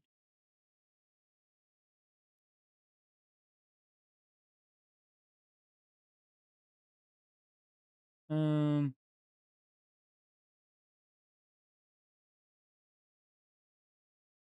I don't know. I don't know. I've seen some articles saying that the natural grass was returning back in like 2019, 2014. I mean 2024. Um, but it could have changed. But I believe it is real grass because when we go play them, our jerseys get really dirty. And any stadium that has real grass automatically gets my respect. I'm not a fan of the turf. I think it's dumb. I think it's lame. You can sue me. So for that reason, I have Arkansas at 11. After that, I have Ole Miss. Kind of similar to Oklahoma. I just don't like Ole Miss. It's a beautiful stadium. The way that it looks, the way that it's built. Um, but you're Ole Miss. You've been talking all this talk for a long time. When you had Lane Kiffin, you only can hold 64,000. There's some things you could be doing there. It's not necessarily scary. I'm not a big fan of their fans. Um, and yeah, once again, it's my list. So there they are at what? That's 10. Um, here's where you Something like that. get to the big hitters. Look, I've held it out as long as I could. I wish I could put them higher. Um, but Mississippi State Bulldogs. I love the Cowbells. I love the Cowbells. It could be number one for the Cowbells alone, but I'm not going to do that. I hate the way that the stadium is actually built. Um, but they have good showing. Mississippi State's never a great team, but I always like I'm just gonna keep gushing about the Cowboys. Dude. That's the whole reason they're here. That's all I have. They don't have a big capacity. Um, they're not the most intimidating team. Um, but them cowbells, man, they do something for me. I love it. I love it. I don't care if you think it's too loud and it should be counted as artificial sounds and it should be illegal. Stop crying. Cowbells is a tradition. I love it. And then see after that it gets hard for me because I think was that 9. We'll go Bryant Denny at 8. I just hate Alabama. And I like all the other stadiums from here on out more. Cool. You have video boards everywhere. I wish Auburn did. We don't. So there's another reason I hate it because you got something I don't. Call me jealous. You got it. You're right. Uh, I don't like Bryant Denny Stadium. How about that? That's all I got to say. Haven't won there since 2010. That's what I was gonna ask. It does it have anything to do with that you haven't won there It since you might were it like might just a little 7 years bit. old? Might just a Oh, little all right. bit. Fair, fair, fair Um, enough. and after that, for similar reasons, we're gonna put Sanford Stadium. And I actually don't even like the Bulldog Stadium. It's really not all that to me. I like the way that it's built. I like the way that it looks. But it's not intimidating to me. You're Georgia. You're you know for the last 5 to 10 years, you're up there 1, 2, or 3 in the SEC. I don't think it's the most intimidating place to play. So what? I said it. What are the Bulldogs fans going to do about it, huh? Go to the games. Go to the game. You're winning too much. Go pay to sit in the stands. Not intimidating. Just my opinion. My opinion. I could be, I could ruffle some feathers there. Um, After that, I'll go Texas. I think it's a beautiful stadium. I really, really like it. I just think every other stadium past this point is better. And I have nothing much. I don't have much to say about any other stadium. Because there's not much to say. They're just that good. So we're gonna go Texas. After that, I got Florida, the Swamp. It's a tradition there. Those fans show out. They're scary. They're intimidating. It doesn't matter if they're 1-10. It doesn't matter if they're 12-0 going into the playoffs. Those fans are there. Um, it's fun. It's exciting. If you're not the ones playing them, so for that reason, at whatever number this is, I've lost count. Florida. I mean, yeah, Florida. After that, I have Kyle Field. Another stadium I just really enjoy. I really like the look of it. Um, I like, just I like the colors that are in there. Like their colors go well with like the stadium, how they're like a darker color. Um, Nothing's like screaming at you when you walk in the stadium, and you got, you know, let's go back to Florida. You got that bright orange and blue on that is just blinding your eyes. I don't want to look at that. I don't look at that Missouri yellow in the stands when the sunlight's already beaming down on me. Put on a dark t-shirt. Um it's a nice big beautiful field. Holds 102,000 people. That's one of the bigger stadiums in all of the SEC. Um and here's where I got going against your bias. I love Neyland Stadium. I love it.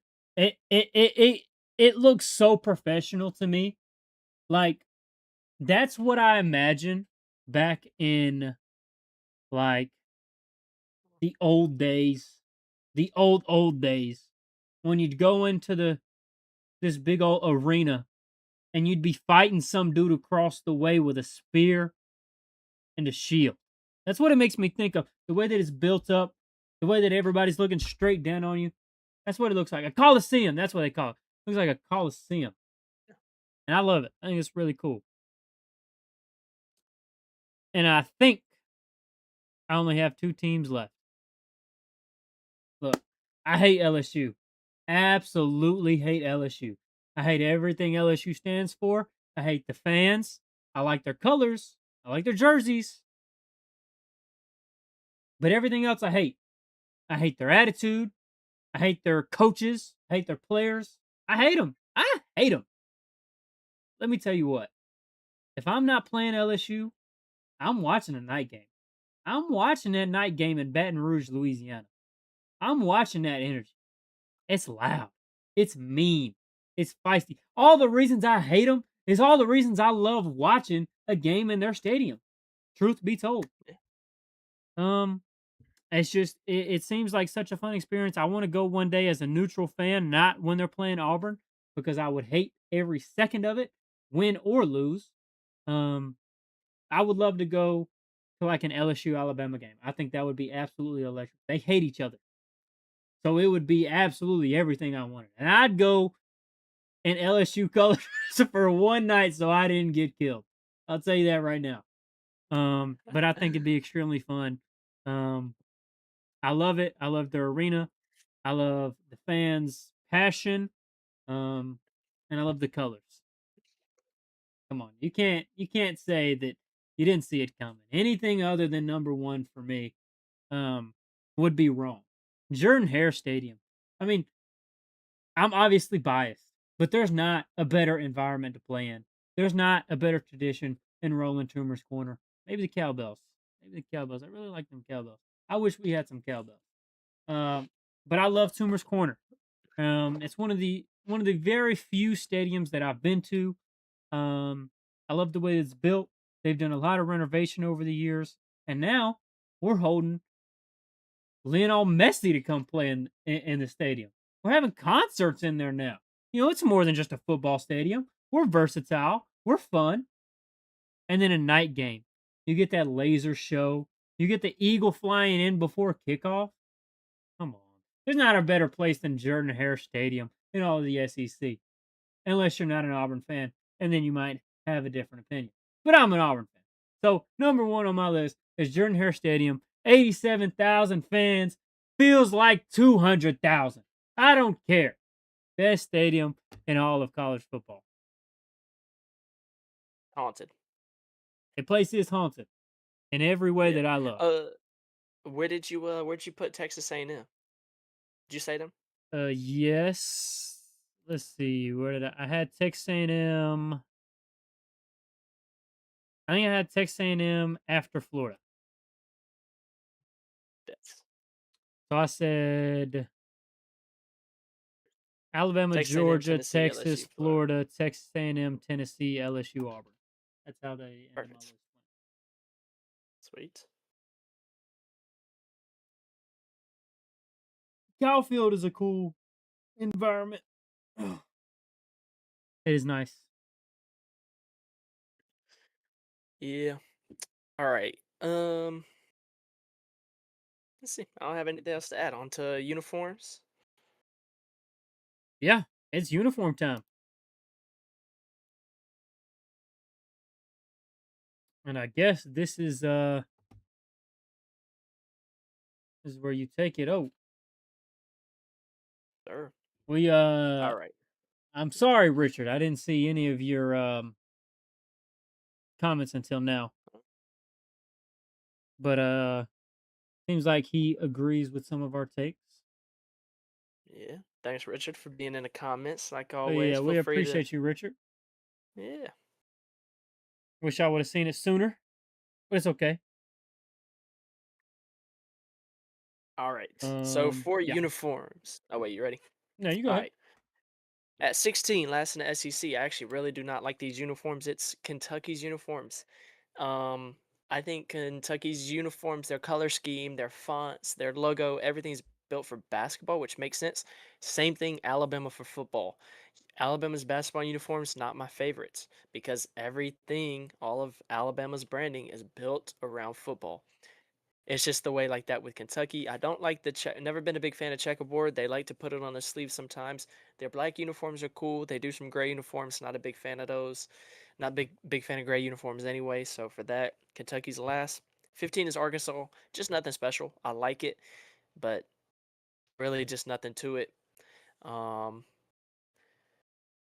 I like they have a like a road alternate where they do the white helmet and then kind of like a shiny hog logo on the helmet. That looks cool, but other than that, kind of basic uniforms. 14 I have Tennessee. I know nobody's gonna agree with me on that, but that orange is so putrid.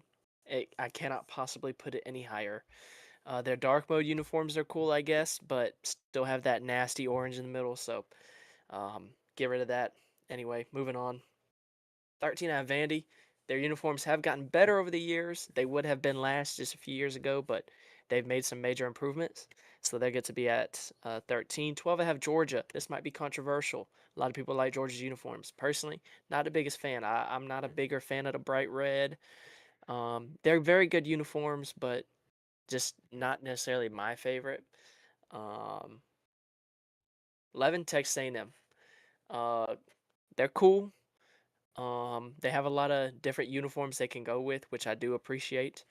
Um, I do love their colors, um, but I just think the ones ahead of them are better.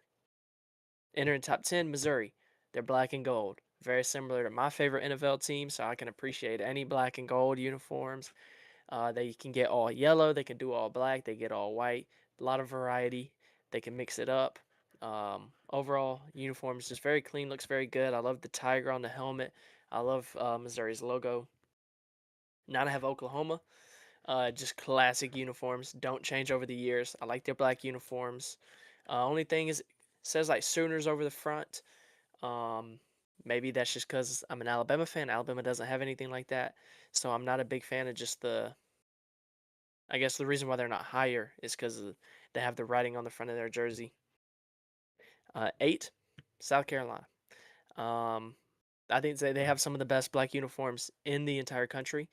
Um, I love that deep maroon. I love their helmets. I love their throwback helmet. It looks so good. At this point, we're just ranking SEC uniforms that I really do like. So, not gonna have any problems going forward. 7. That's where I have Auburn. Ugh, it pains me to my stomach to put them this high. But I'm not gonna lie, their white uniforms, clean, clean. The orange shiny face mask, clean. All right, so I'm gonna put them there. I'm not gonna elaborate anymore. I hate them. Right. 6, Mississippi State. I'm a big fan of Mississippi State's uniforms. I love the black M when they do the old school logo on the helmets. Big fan of Mississippi State's uniforms. I think they've been some of the most underrated in the SEC. They lose, but they look good doing it. All right. 5, LSU, just classic. White uniforms, when they do the all white with the white helmet, looks sick. The purple uniforms, when they bring it out, look sick. Very good uniforms. 4, Texas. Big fan of Texas's road, all white. Love the white helmet with the white jersey. Looks fantastic. Burnt orange, not a big fan of orange. If I did have to choose an orange, it would be burnt orange. Still don't care for it though, but I think Texas uniforms do look really, really good. 3, Ole Miss. I think this is probably universally, like, outside the SEC, people would view this as number 1. The powder blues look good, the navy blues look good, they have the red uniforms. They bring out, like, the more, like, textured helmets, all look really good, but to me, there's just 2 better. At 2, I have Florida. I'm a big fan of Florida's uniforms. The bright blue just looks so good. The script gators on the helmet, I love it. I love Florida's uniforms.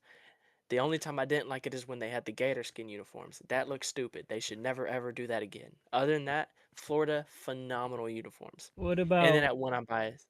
Huh? what about the Florida camo uniforms? You ever seen those? Yeah, no. See, that one too. Yeah, that one can stay out too. But I just had to bring that up. their main uniforms, so good. They released some throwbacks today actually, and they look phenomenal. And then at number 1, I have Alabama. Look, I'm incredibly biased, but it's tradition. It's the crimson with the crimson helmet. It's like Penn State has the all white helmet, like they don't do anything with the helmet, but Alabama they have the number on the helmet, which I think just gives it enough pop. Alabama's away, the white uni's just so clean. It's tradition. You can look at Alabama football from the 60s, the 70s, the 80s, and 90s, all the way up to today, and it just looks like the same product. And I think it helps that the product has been really good all the time because if it sucked, then people it wouldn't mean anything. But since the product has been so good, that means something. And so for me, obviously I'm biased. I feel the type of way about Alabama's uniforms. To me, those are the best uniforms in all of college football. Um, Here it is, maybe a sponsorship coming on the jersey. Seems to be the wave of all of college football. May or may not um, be Mercedes from what I'm hearing, which pretty cool. At least it's something cool. Not what I'm assuming is Auburn's is going to be a big old yellow patch that says Yellowwood on it, if I had to guess, because that's Auburn's sponsor for everything. Um, Big old yellow feller. But anyway, Alabama's uniforms, my opinion, best in college football. Incredibly biased. I do not care. Shout out Yellowwood. That's all I'm gonna say. Um, Cam Newton likes him some Yellowwood. I'm gonna come in with what might be a hot take. My absolute least favorite jersey is the Vanderbilt Commodore. I don't think the Fair enough. jerseys look bad. I don't hate their colors. Black and gold. Kind of hard to mess up. So you might ask me, why in the world are they dead last? With color scheme hard to mess up. They weren't bad before they rebranded. You rebranded, you try to look tough, you try to look mean. You're being something that you're not. You're Vanderbilt. Sure, you had Diego Pavia. Sure, he beat up on Auburn. I know I'm one to talk. You beat us. I get it. You went 10-2 last year. Congratulations. Welcome to success for the first time in the entire program's history. But you're not mean. You're not intimidating. I just don't like it. I think it's trying to do too much without doing enough, if that makes sense. The color scheme, look, it's cool. I like it. It's easy. Black, gold, and white. That's it. But I think you're trying to do too much and not enough at the same time. Just be simple. Be simple. That's my opinion. Sometimes simple means more. After that, I would say probably Kentucky. Um, like I said, simple might mean more sometimes, but in this case, this means less. I really like the throwback uh helmets they brought back last year. I like their rebranding of the Wildcat. I think it looks really clean. They're just not my favorite. Um, After that, I don't really have any that stick out to me as absolutely ugly after those two. Um, so here's where my bias comes in. Alabama. They're going to be 13th just because who else is going to go down there. I like a lot of the uniforms after that, and I mean, Alabama's been the same for so long that go down there, I guess. Same with Georgia. Now this, I genuinely just don't like Georgia's uniforms. They're the exact same every year. It's just a G, guys. All they got is a G. And that black G on the side of their helmets, it's not all that great. It's a bright red. They're just normal. They don't have any of the crazy fonts like some of the other guys do. So for that reason, Georgia Bulldogs is at 12. And at 11, look, Tennessee's got some cool alts. I like the gray ones. I like the blackout ones, but I hate that orange, dude. It's so freaking bright. Turn the brightness down, dude. And when if I'm going to a Tennessee game and it's 11 a.m. and the sun's just beaming down, I can't even watch the football game because your orange is blinding my eyes. I can't look at that. It's so ugly. It's so ugly, dude. It's so bright. Um, After that, I have South Carolina. Um, I mean, they're just super basic, and they don't try to do anything special. Once again, they never change it up. There's never. I like guys that try to change it up. Um, and I just don't like their fonts. After that, I'd probably go Florida Gators. I just don't like the bright orange and blue. That might be because I'm looking at Auburn and Navy all the time. And so it's basically just a ripoff of what I've got, but it's brighter. And I just complained to you about Tennessee's brightness. So I guess that might be why I don't like Florida's. It's not a bad scheme. It's orange and blue. I love orange and blue. It's just not my orange and blue. So for that reason, Florida is at 10. All right. I've avoided the inevitable. I just think everybody after this is better. No wait, I'm gonna escape one more round. Oklahoma Sooners at 9. Once again, they're simple. I like they're simple. Um, but nothing sticks out to me. Um, so 9. Um, and then at number 8, here's where I accept my fate. Look, Auburn fans, we just don't do enough. We just don't do enough. The orange face mask, cool. The stormtrooper all white, cool. I love it. But like, we're just changing the face mask, guys. Baseball teams got powder blues. We used to have all Auburn uniforms. Where are those at? We got Nike now, so maybe we get a few alternates. I'd love to see it. I'm all for tradition. I'm all for tradition. I love tradition. But it's been the same 2, 3 uniforms my entire life. And sometimes you just, one alternate uniform that you just bring out for one game. You just try it one time. Not gonna hurt nobody. And you might lose. I mean, if you would have wore something that was never seen before when we lost 10-3 to Kentucky, I would have forgot about him. I would have forgot about him, and it would have been okay because we tried something, and obviously that was the result. We lost 10-3. That's why you don't try anything new. And I would have learned my lesson, but we don't try anything new. So what was that? That was 8. And then you get into territory of, look, I'm a simple guy. I know I just bashed some of these simple teams, but some simple just looks better. Number 7 is Arkansas. Their simple just looks better to me.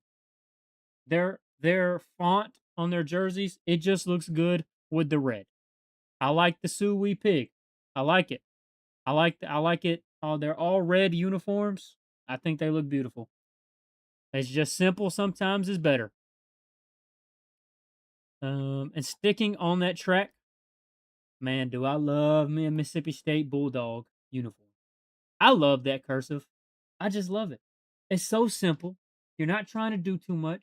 I mean, the jersey is all white with 2 stripes on the shoulder. That's it. That's all they're doing. They got cursive and they got a couple stripes. That's it. And to me, it just looks so clean with that dark red/brown. I don't know what they call it, what color it would be classified as. But to me, it just looks beautiful, in my personal opinion. Simple just means more sometimes. And sticking in that category is the Texas A&M Aggies. Man, it it's as perfect as it gets when it comes to simple. When you think about simple, I'm thinking Texas A&M. You ever seen their all black? You ever seen them all black Clean. here? I love it. It's It's clean. so simple. They're not doing anything special, and it's just blackout uniforms. The font looks good. They got that signature Texas A&M logo. I don't know what it is about it. Simple. I mean, there's no stripes. There's no extra things on the uniforms. It just says Texas A&M, and it's got that really dark maroon red. I love it. And then the last, simple team. I think this is 4. Yeah, 4. Last simple team, Texas. I don't know what it is about Texas, but when I was young, when I was growing up, there's just something about that burnt orange, that Texas logo, them hook 'em horns. I don't know. I'm not saying it's the best jersey out there, but something about it, ever since I was young watching football, it attracted me towards those jerseys, those colors. I love that burnt orange. before they were in the SEC, I was a quote unquote Texas fan. I wasn't a fan, but like, hey, I don't gotta play them. They're not my concern. I love me some Texas just because I like that burnt orange. I like them hook 'em horns. I like that logo. Another one of those simple and not trying to do too much. Now my top three are teams that can be simple, can be complex, but when they do that complex, they know how to do enough without doing too much. And number three, Missouri. I mean, it's more of a complex look than most with that black and gold, with that font, with the border. I mean, and the rebranding with the M, it looks really clean to me. This is what Vandy should aspire to look like. They don't try to Missouri doesn't try to do too much, and that little much that they do, they know how to complement it really well. I don't know what it is about Vandy. I hate them. But look up Vandy. Look up the Mizzou. Similar color scheme. They're doing it right over there. I can't tell you what in my eyes is the difference, but I know it's a difference. Okay, I know that they're beautiful. I love them black. I love them black jerseys. I love them black jerseys that they have. And then number two and number one, honestly, could be a toss up for me. Now let me tell you, I hate both these teams. I hate them. I hate them. But they know what they're doing when it comes to jerseys. And number two, there isn't a better color scheme in all of sports than purple and gold. That's just my opinion. I can't help it. I don't know what it is. I love purple and gold. Purple's probably my favorite color, and then you can't go wrong with gold. Which they do more of a yellow accent. Um, but man, they got the all whites. They got the old school tiger. They got the simple LSU written on the side of the helmet. I mean, I'm looking at these jerseys and I just can't. If I didn't hate LSU so much, I might be an LSU fan just for the jerseys. They're so big. They are beautiful jerseys, in my opinion. I love purple and gold. It's really hard to mess up purple and gold for me. I don't know what it is. That's just how I am. And at number one, when you talk about complexity and doing it right, it doesn't get better than the Ole Miss Land Sharks. It doesn't get better than the Ole Miss Rebels, man. It just doesn't. They threw in the powder blues. They go back to the original blue. They got them all reds. They got that little textured helmet. And that might have had something to do with Lane Kiffin being there and him just being bigger and he's such a big brand. And now that he's going to LSU, maybe they won't do it as much. Who knows? I don't know. But when I see Ole Miss, I mean they're not Oregon, but I think they're the Oregon of the SEC. They know what they're doing. They do it right. I think so. A lot of their concepts look good, and it's just hard to not like when they put on them powder blues or them very light blues, and it just meshes with that red so well. Something that I wouldn't have said before I originally saw them. I would say, no way, they shouldn't try that, but they did. They did. And I think they look absolutely amazing. Now, I hate Ole Miss and I hate LSU. I think that should be stated. So all of this glaze has nothing to do with them and their team and their coaching and their fans. It has nothing to do with that. It just has everything to do with the branding and the style and what they look like. Okay. They can look good, but I'ma still hate you. I'ma still hate you. And that is our SEC jersey rank. It's the That's fun. fun. That was fun. Yeah. That was Because fun. from here on out, it's It's gonna be some business. cutthroat conversation. It is business from here on out. One thing I do want to ask, if I don't think we've given um we got to win some games to get more night games. Yeah, you're right, Richard. Auburn's got to make a statement this year or something. But what I was gonna ask, I don't think we've done the WarTide top 25. So If not, for opening next episode, last episode before we are weekly. Well, technically, this is the last episode before we're weekly, because when we come back, it will pretty much be every week for the rest of the season. For what 4 months? I'm ready. I'm ready. So, do you want to open up that show with our top 25? I'm down. Just straight into it. Straight It into won't it. be controversial at all, I'm sure. Yeah, I have to take off my bias cap for it and actually pay attention. So don't worry, you won't see no Auburn top 25 from me. Ooh, ooh, ooh, imagine. Ooh, Anderson. We'd I have some would, I issues. would, I would, I would. Now after they start 4-0, Yeah, if they start 4-0, depending on what else happens around the country, there would be a legit argument for them. They did. I don't know if you saw the coaches poll. They were like 30th. They are not far off. which surprises me actually, and it genuinely does surprise me that they are that high in the coaches poll. Um, I know it's still out of the top 25, but we've been rough for a while, so I understand where the hate's coming But from. look, look. Whenever Auburn loses to Baylor, and when they lose to Florida, and they lose to Tennessee, and they lose to Georgia, and they lose to Ole Miss, and they lose to Alabama, and they lose to LSU, and they lose to Mississippi State, and they go shocking 4-8 this season, we're not gonna be worried about them being ranked. If if Auburn goes 4-8, I will come on the WarTide podcast and say some, Auburn curse words. What I'll say. Okay, let me ask you this: if Auburn goes 4-8 this year, what's the like on a scale of 0 ice cold to 100 super hot? How hot is his seat after 1 year? After 4-8? See, Yeah, it's just 1 year. this is a tough question because I feel like if you Yeah, go 4-8, obviously things have to happen, such as injuries, um, such as things not going our way again with the referees, which isn't an excuse. But we did get the rough end of the stick last year. I would like to think so, seeing as if people got fired and punished on multiple occasions. Um, but I do think there would be some stipulations to a 4-8 season. So I think you might turn it up. What, five being the middle ground?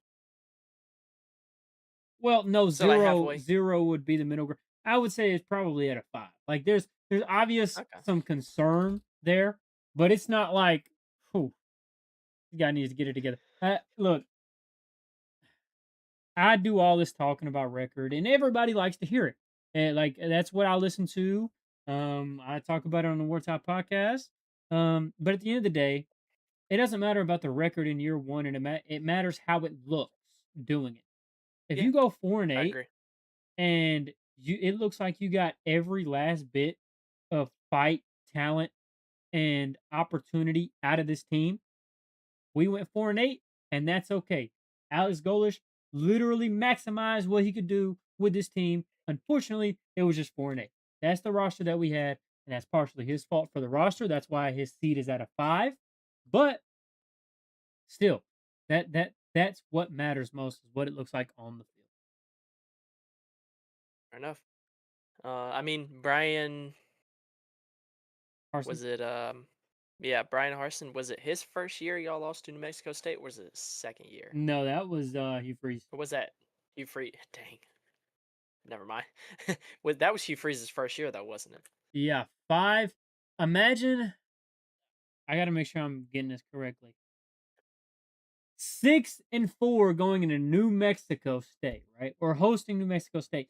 So you should be 7-4 going into the Iron Bowl, and then you allow a 4th and 31. So realistically, we should have known from the jump that Hugh Freeze wasn't it, because you're sitting at 6-4 hosting New Mexico State, which should be a win no matter what. And then you get Alabama down to a 4th and 31, where if they don't convert, the game is over. No ifs, ands, or buts, and they find a way to get a one-on-one in the corner. It should have been an 8-4 first year, which is which is uh, which is something that I like to keep in my mind for Alex Golish's first year. Fair enough. Hugh Fair Freeze was enough. very easily supposed to go 8-4. with the worst talented roster he had. So who's to say Alex Golish can't go 8-4? That's just all I'm True. saying. I guess a tough schedule. I think, I've said 6-6. We'll get more into predictions even more later. But I still hold the fact that I think out of every team in the entire country, Auburn is the most fun to predict and it has been for years because the Florida ceiling discrepancy is huge.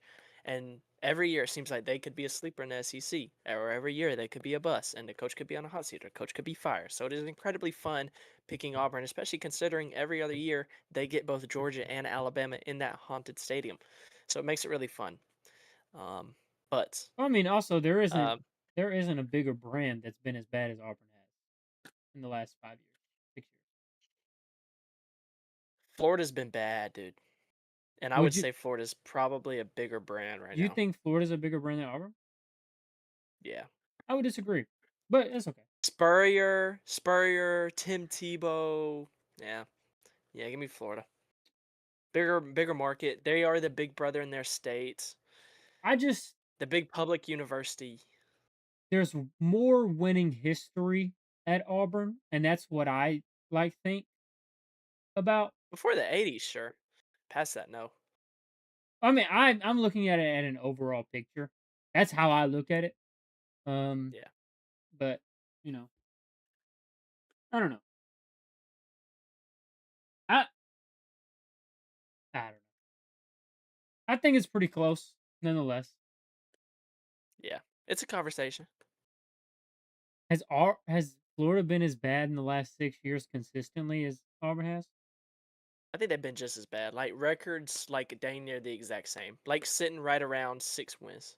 I guess Auburn's kind of been around the 5 win mark the past couple years, but still like relatively comparable. I don't know. I'd have to go look. I actually don't know what their record in the last 5 years has been.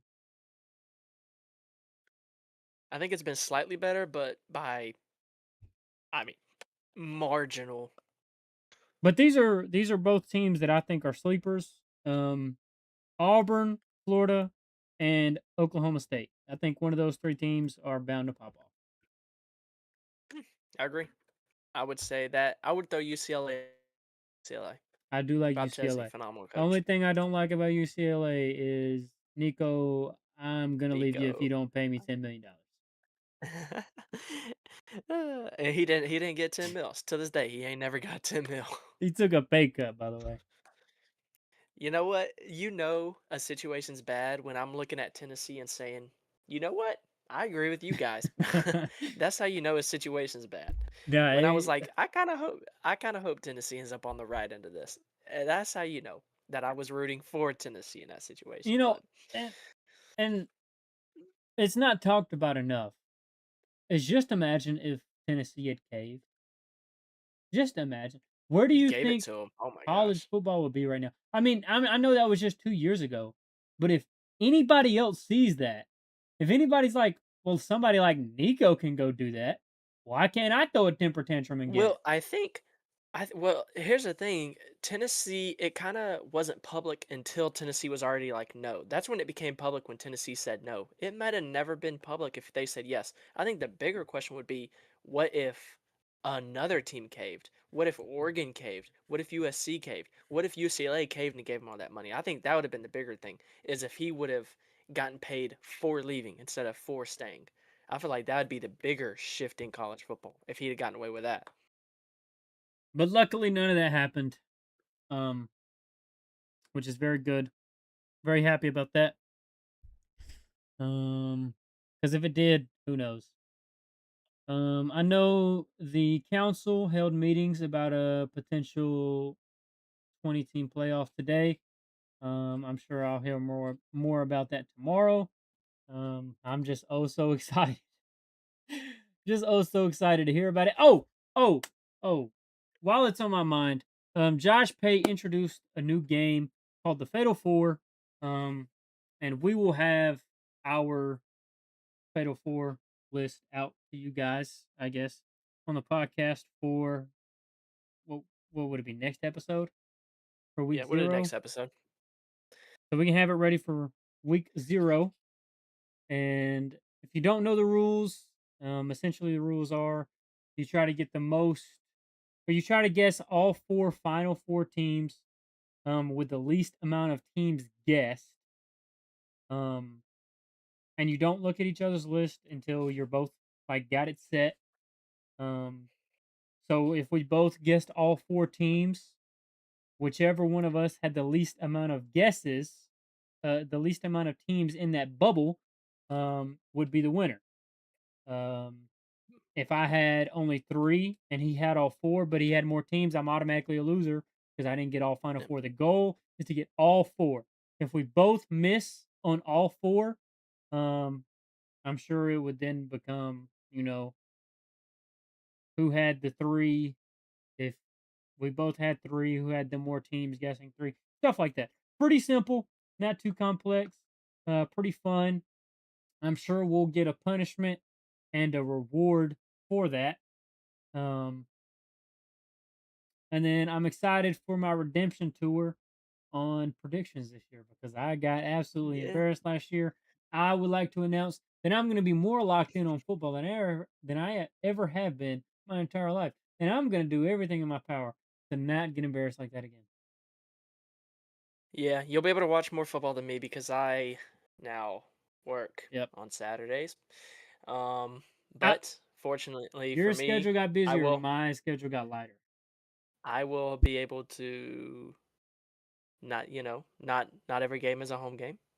And some games are on a Thursday or Friday. So I will be able to see most games, but there will be Saturdays where I will literally be working all day and not get to watch any college football. So I will be Gosh. behind. But then again, you know what? Dare I say, when I picked Indiana to go to Oregon and beat them last year, it was not because of college football that I watched. It was a gut feeling. So maybe my gut will just be right again this year. Who knows? Shout out B Sharp. I'm not gonna repeat, Hey, but yo, shout out B Sharp. be sharp, be sharp, be sharp, be sharp, be sharp. Hold up. If you are still here, who are you a fan of? Please Yeah, we inform got to know B inform Sharp. inform everybody who you are a fan of. But no, I give you your props. You did call that Indiana game, and off the bat, you said I have no other reason than a gut feeling. You said that, so we'll give it to you. Hopefully that gut feeling goes away. I hope not. Um, Well, when I pick Alabama to go 12-0, my gut feeling really let me down last year with Michigan State failing me on multiple ooh, occasions. are you picking? I'm Um, gonna keep throwing Michigan State. For those of you that don't know, I pick the predictions each week. I'm gonna keep throwing Michigan State on this year and just see what he does. See if he learns his lesson. they're definitely not as high as I had them last year. Really disappointing, man. What in the Really, world? Are you an Alabama fan, B Sharp? hey, hey, what a confusing, what a confusing interaction this is right here.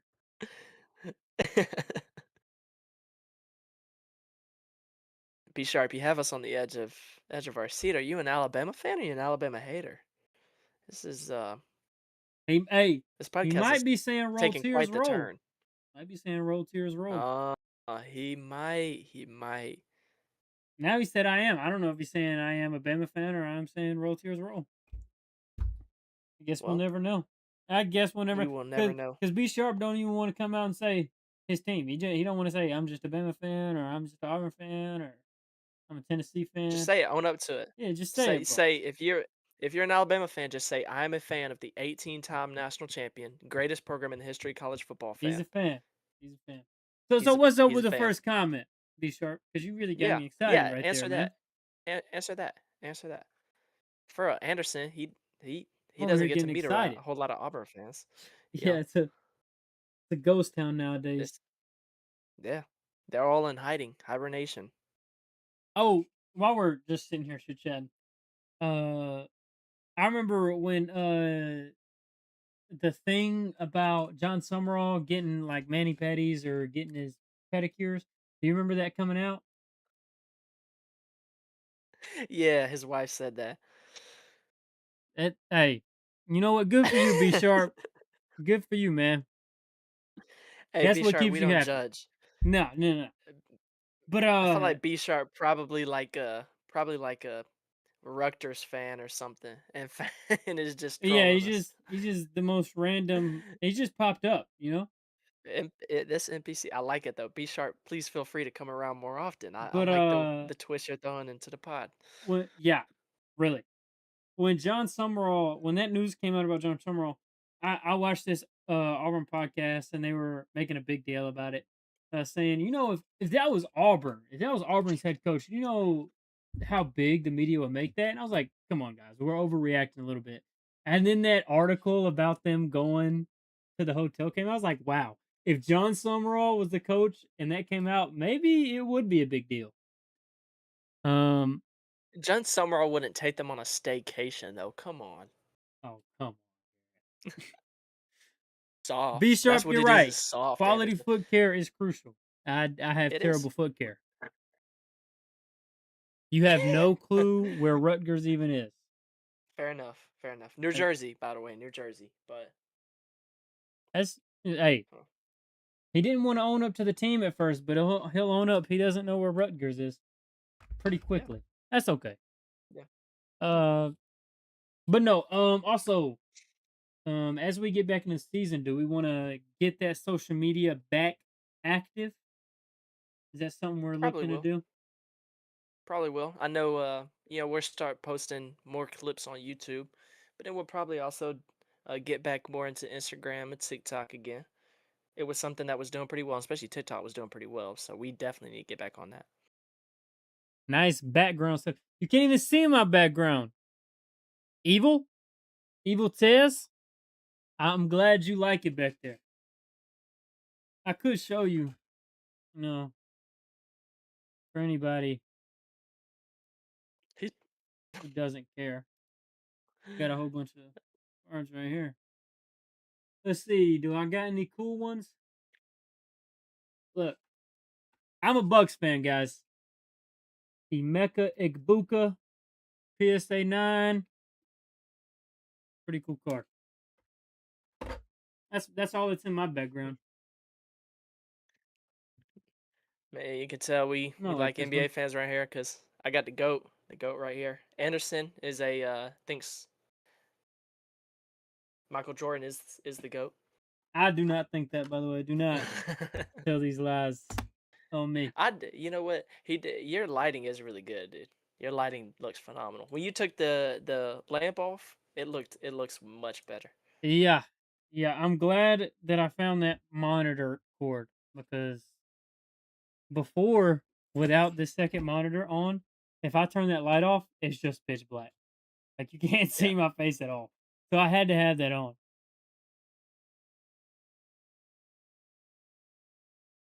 Your guy Dustin at Up Tempo Podcast is a Bucks fan. Go Bucks, man. Hopefully they get this figured out. You should send Dustin our way. I'll see if he wants this Emeka Igbuka card. I have some Yeah. other. I have this Jalen McMillan as well. Jalen McMillan, it's out of 10. It's blurry, but it's out of 10. It's a rookie card. At the Up Tempo Podcast. You got to tell me more about that, Evil Test. Tell us more about the Up Tempo Podcast.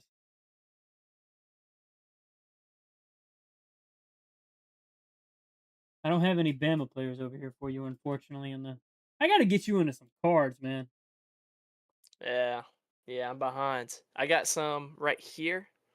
It's like Steeler cards that my dad had when he was a kid back in the 70s. So those are That's pretty sick. cool just because they're really old, but other than that, I ain't got a ton. Up Tempo. I might watch Up. I got to see. Hold on. I watch a lot of Auburn podcasts, so. Uh, it's an Auburn pod. Never mind. We're out. Up Tempo.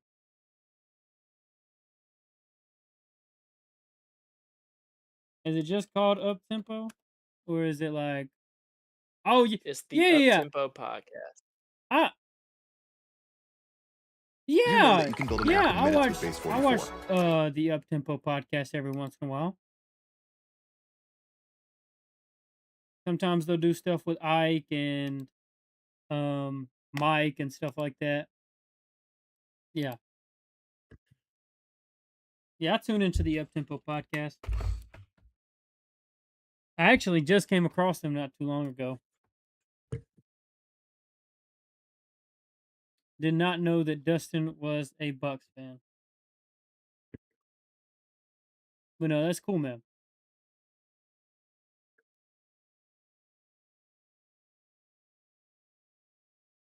Are they with the War Report Evil Test?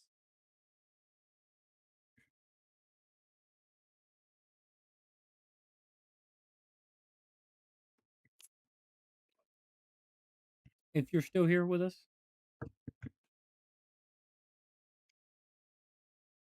And you gotta get some Alabama guys in here, Garrett.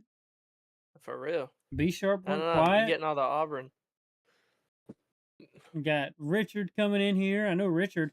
He watches some of the barn Auburn. And then you got Evil Tez coming promoting for the Up Tempo podcast. Yeah, they're a Yeah, man. I'm branch of gonna the have War to. Report Network. Yeah, I love the War Report. Man, I'm behind. I'm gonna have to get some Alabama guys in here. I'm gonna start getting gained up on. Well, usually when I go into the lives that I usually watch, like it's called the Barn. They got a thing called the Barn. They got TWR water cooler. Okay, he wasn't on there last time. I know the water cooler. I kind of stopped watching, not because I dislike them or anything, just because they stopped popping up. Um, but I did not know that he was with the water cooler podcast. But yeah, anytime they go live, like the War Report or the Barn Auburn, I'll comment and say, "Hey guys, just check into the WarTide podcast whenever you get a chance." And I'm gonna have So to start doing that. I got you. Get Got some to people on my recruit, man. side. Got to recruit. Yeah. Oof. Got to get them in here, man. Hey, look, Evil Tez, I will pay you to say give a roll tide in the comment section right now. No, Evil says we can't be Alright. doing that. Don't be doing that. Says you got to hook us up with our man Dustin. I'm gonna check in some more of that up tempo. We got to do something sometime. Anything to make each other grow, you know. Yeah, for sure. We look at the end of the day, we all look different fan bases, but we all just like talking sports, talking Look, football. if me and Garrett can get along and keep it cordial on this podcast, I'm pretty sure anybody else can. Oh yeah, for sure. Look, we just like talking ball. That's all we like to do. It's more relaxed. We just That's what we do. That's what we did before. That's why we started this because we're just Oh gonna yeah, start filming us talking about football. That's how this whole thing started. So we welcome any ball talk around here. all ball talk really. NFL, Yeah, college, men's basketball, NBA. It's all about ball. But it is getting pretty late. And I know I got to get up early in the morning. I don't know what your schedule looks like. yeah.